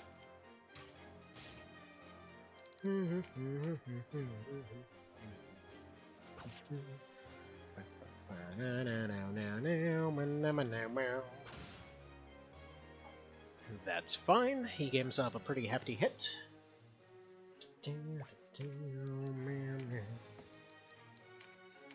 Alright. Should be just within range here. She should be just within range here. Oh, no, you're the siege bow. Okay. You're fine. There we go. Say goodbye to your healer, and that is about 9 out of 10 for checkmate here. And now we just put a bunch of arrows in Alessandro and we're good. We'll never stop pointing out, Footman Alessandro has a sword, sword fighter present, didn't have a sword. He does have one now. Because the mod gave him a sword. It's funny, like, when that came up, like, I think I've seen, like, 7 people so far saying that was one of their biggest pet peeves with the game. When they were doing repeated runs, like, why does the swordsman, Brezin not have a sword?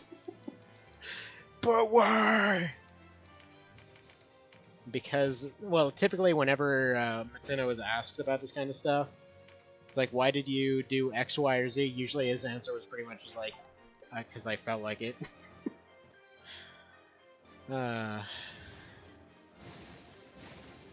Alright.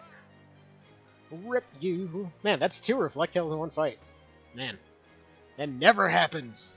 It's like a dang unicorn made of reflections. I mean, if you stack, like, friggin' spiked shields and both reflect skills and stuff like that, like, if you could do double shields and then you gave somebody, like, a spike and a shard, and then reflect damage and reflect magic, they could just, like, run around bubbling everything, but that's pretty much why you can't do that, probably.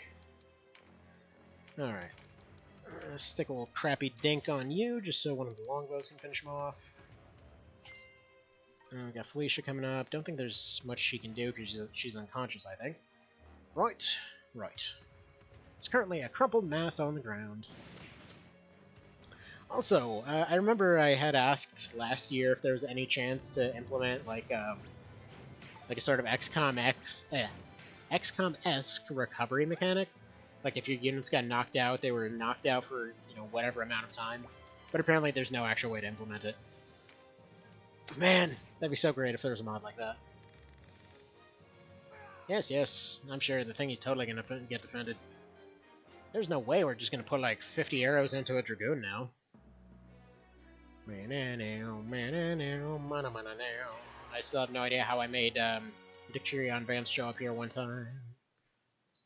No idea. You know what? I should ask Rakes about that. I don't know why I keep trying to save. It is the no save run after all. But yeah, no, I keep forgetting to ask about that. Like, whether I'm just crazy or if there is some absurdly specific way to make the Chariot Vance show up there. That's not his title, by the way. That's actually his name. He just really sounds like he has a cool title. There we go. Onto Lambeth Hill. I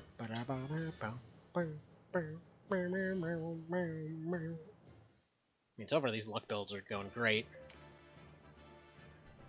Alright. So, Peugeot.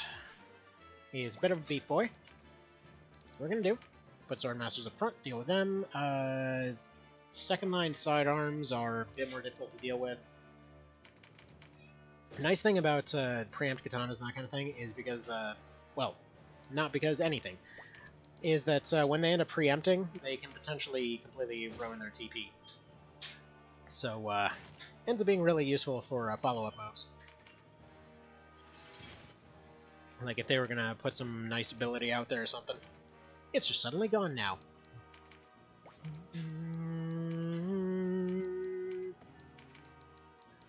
And given nothing better to do, I guess we'll just go ahead and take these dragons out. There we go. Now we're gonna have a hard time getting the ninjas around because they've got a lot of rampart aura in this fight. Like, this is, functionally speaking, like Bakram's a friggin' Thermopylae right here. They've just got a narrow pass where they've got everything completely blocked off. It's like, you can't really get ninjas through, you can't really get almost anything through. Like, you can get them through right at the wall here, but then they usually end up getting intercepted by all the sidearm characters over there. So I wonder if it was intentionally a reference to that. Because they've got more dragons than almost any other fight blocking the very front. They've got more rampart than usual. And in most cases, yeah, usually you don't see these, like, spears, crossbows, and sidearms that, in this kind of combination that often. I don't know. It's probably not a reference, but I like to think it is. Flump.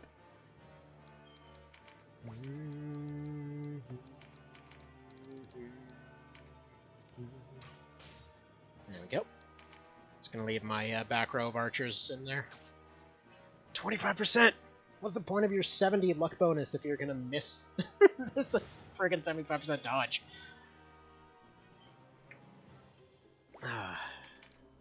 The mystery that is the luck stat. Dead.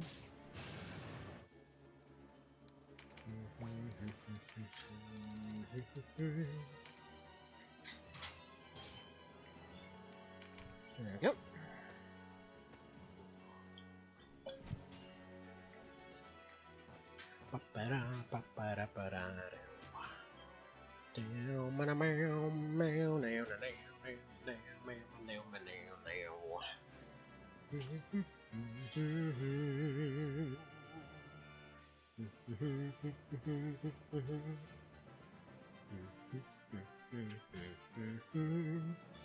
Oh, you know what? By the way, I probably won't have a chance to do it anytime soon, but I figured out I kind of figured out a way that I could potentially do that whole gift thing I was talking about for getting gifts from this game as opposed to Night of Lotus. Like, personally, I just really love the Night of Lotus sprites, but it turns out there's a bunch of just character sheets sitting around, so I could potentially just manually make them, which granted might be a little bit of effort, but you know, could be fun. Could be fun. Potentially could just, like, for every one of these runs, just make a little collection of gifts where it's just the classes being used at the very top or something. Alright, so we can't do anything with Chariot just yet. I've finished taking out all these guys. Going for the Tamers first, to hopefully get rid of that TP a little bit. And one sec.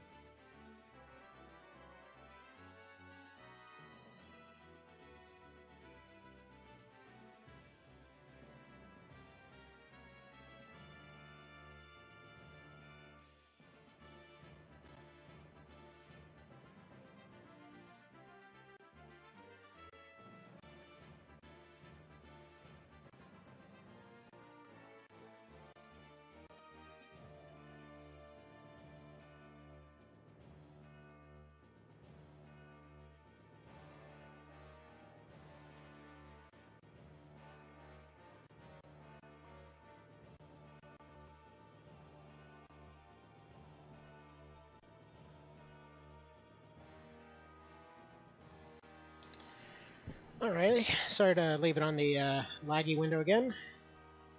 Toddler diplomacy is complete. Let's move on.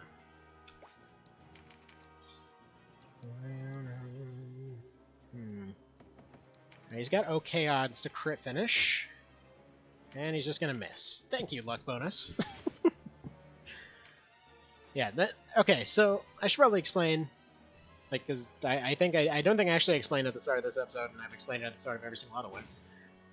But yeah, luck is basically kind of an unknown when it comes to this game, despite how many people have, like, gone through the files and gone through the stats and mechanics and, like, studied it from inside, outside, whatever else. Because there's a pretty decent sized community that was doing all that. But thing is, apparently there's very little info as far as luck is concerned.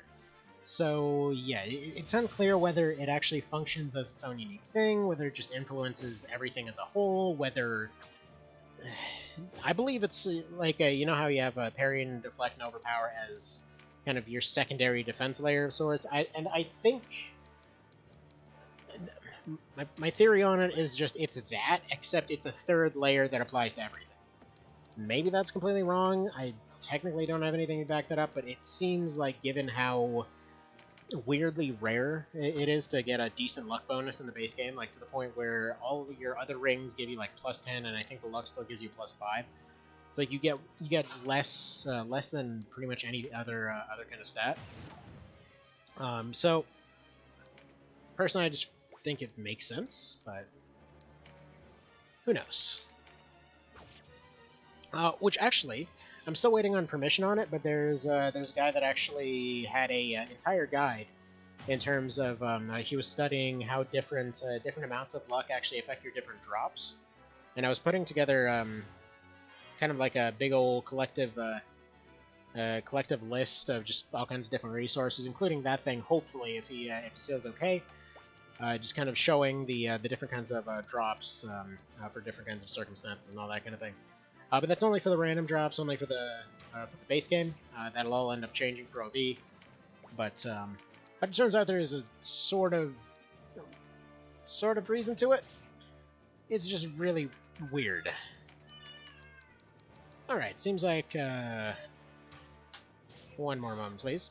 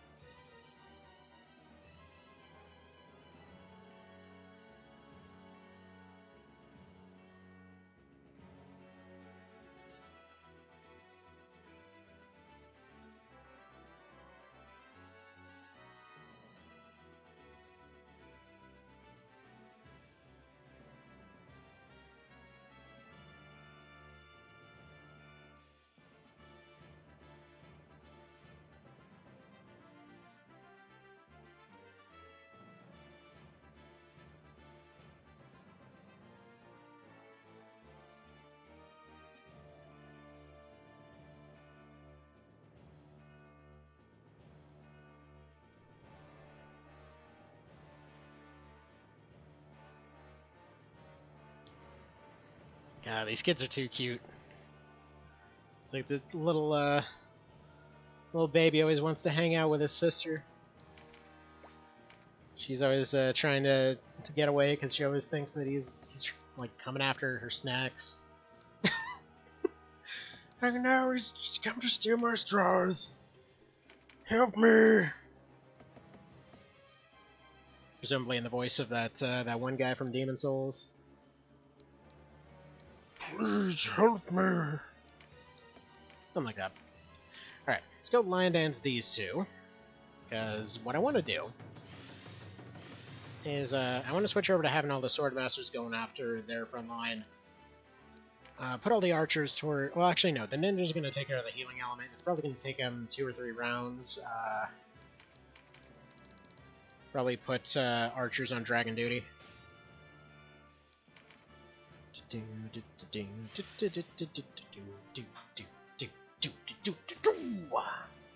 Exploded. Oh, so interesting observation. Lately, I had 3 different versions of Teo Lucht on my PSP. Not PSP, on my Vita. And I noticed something very odd. For some reason, like when maybe this was just a matter of perspective at the time. Who knows? But okay, so we all know that that OV sped up the firing animation, all that kind of thing. Which, okay, fair enough. But one thing I couldn't figure out is why it seemed like the downloaded PSN version. Like basically, I had previously put like a different, just like the random US ROM on my Vita for the sake of it was just faster at the time because I was heading out. And then when I re-downloaded the PSN version, for some reason the firing animation seemed to be, I don't know, like 10-20% faster for some reason, and it had 400 less megabytes. No friggin' idea whatsoever. Like, presumably it's because, I would assume, let's put you over here. I would assume that this other version probably came with, like, install data put off in a separate thing or something. I don't know if installing it slows it down or something. It seemed really, really unclear. But I was just wondering, has anybody else seen this? Has anybody else run into that? Because the random ROM version was like it was noticeably slow. Like an arrow fired, and even next to vanilla, it seemed the vanilla downloaded version. It just seemed like why is this taking forever? You know, I just went and made a sandwich in the time that it took that friggin' arrow to hit, so what's going on here? And, I don't know. I didn't know if it was a matter of perspective or not. Alright, put this guy to sleep. Thank you. And let's do this. I really need to remember to put bridle on these guys. Like, typically 3 arrows is going to be enough to do them in. Which is why I usually have a team of 3 when I'm using ninjas. There's that preempt bash, being amazing, so their healing element is entirely shut down now. So that took half the time I expected it to, as it sometimes does. Because if you get that, if you get one of your first turret goes off, you're basically golden. Because usually sleep will not wear off in the 1 or 2 rounds that you need to actually decide the fight. There we go. A couple more shots on Peugeot, and we're done here.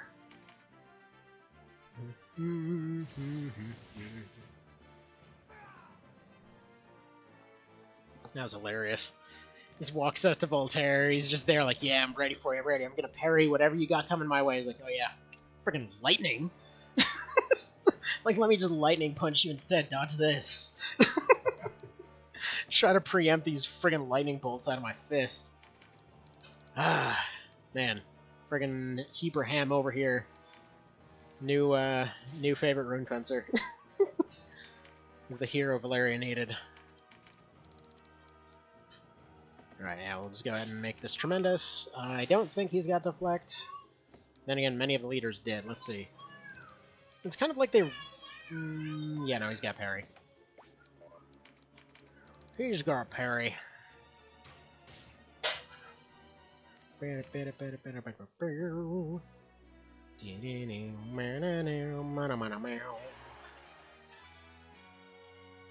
Money, money, monies.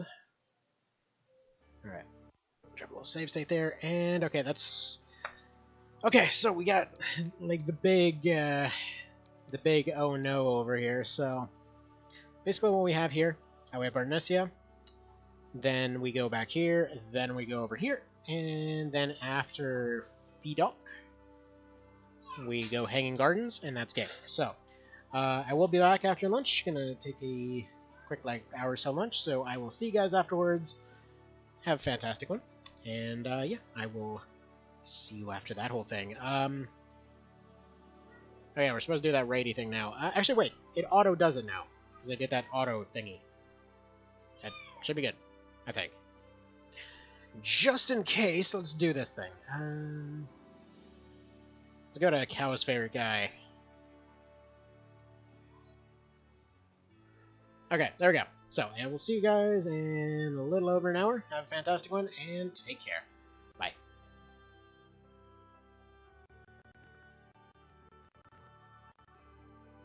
You lunch well as well, Mr. Vale.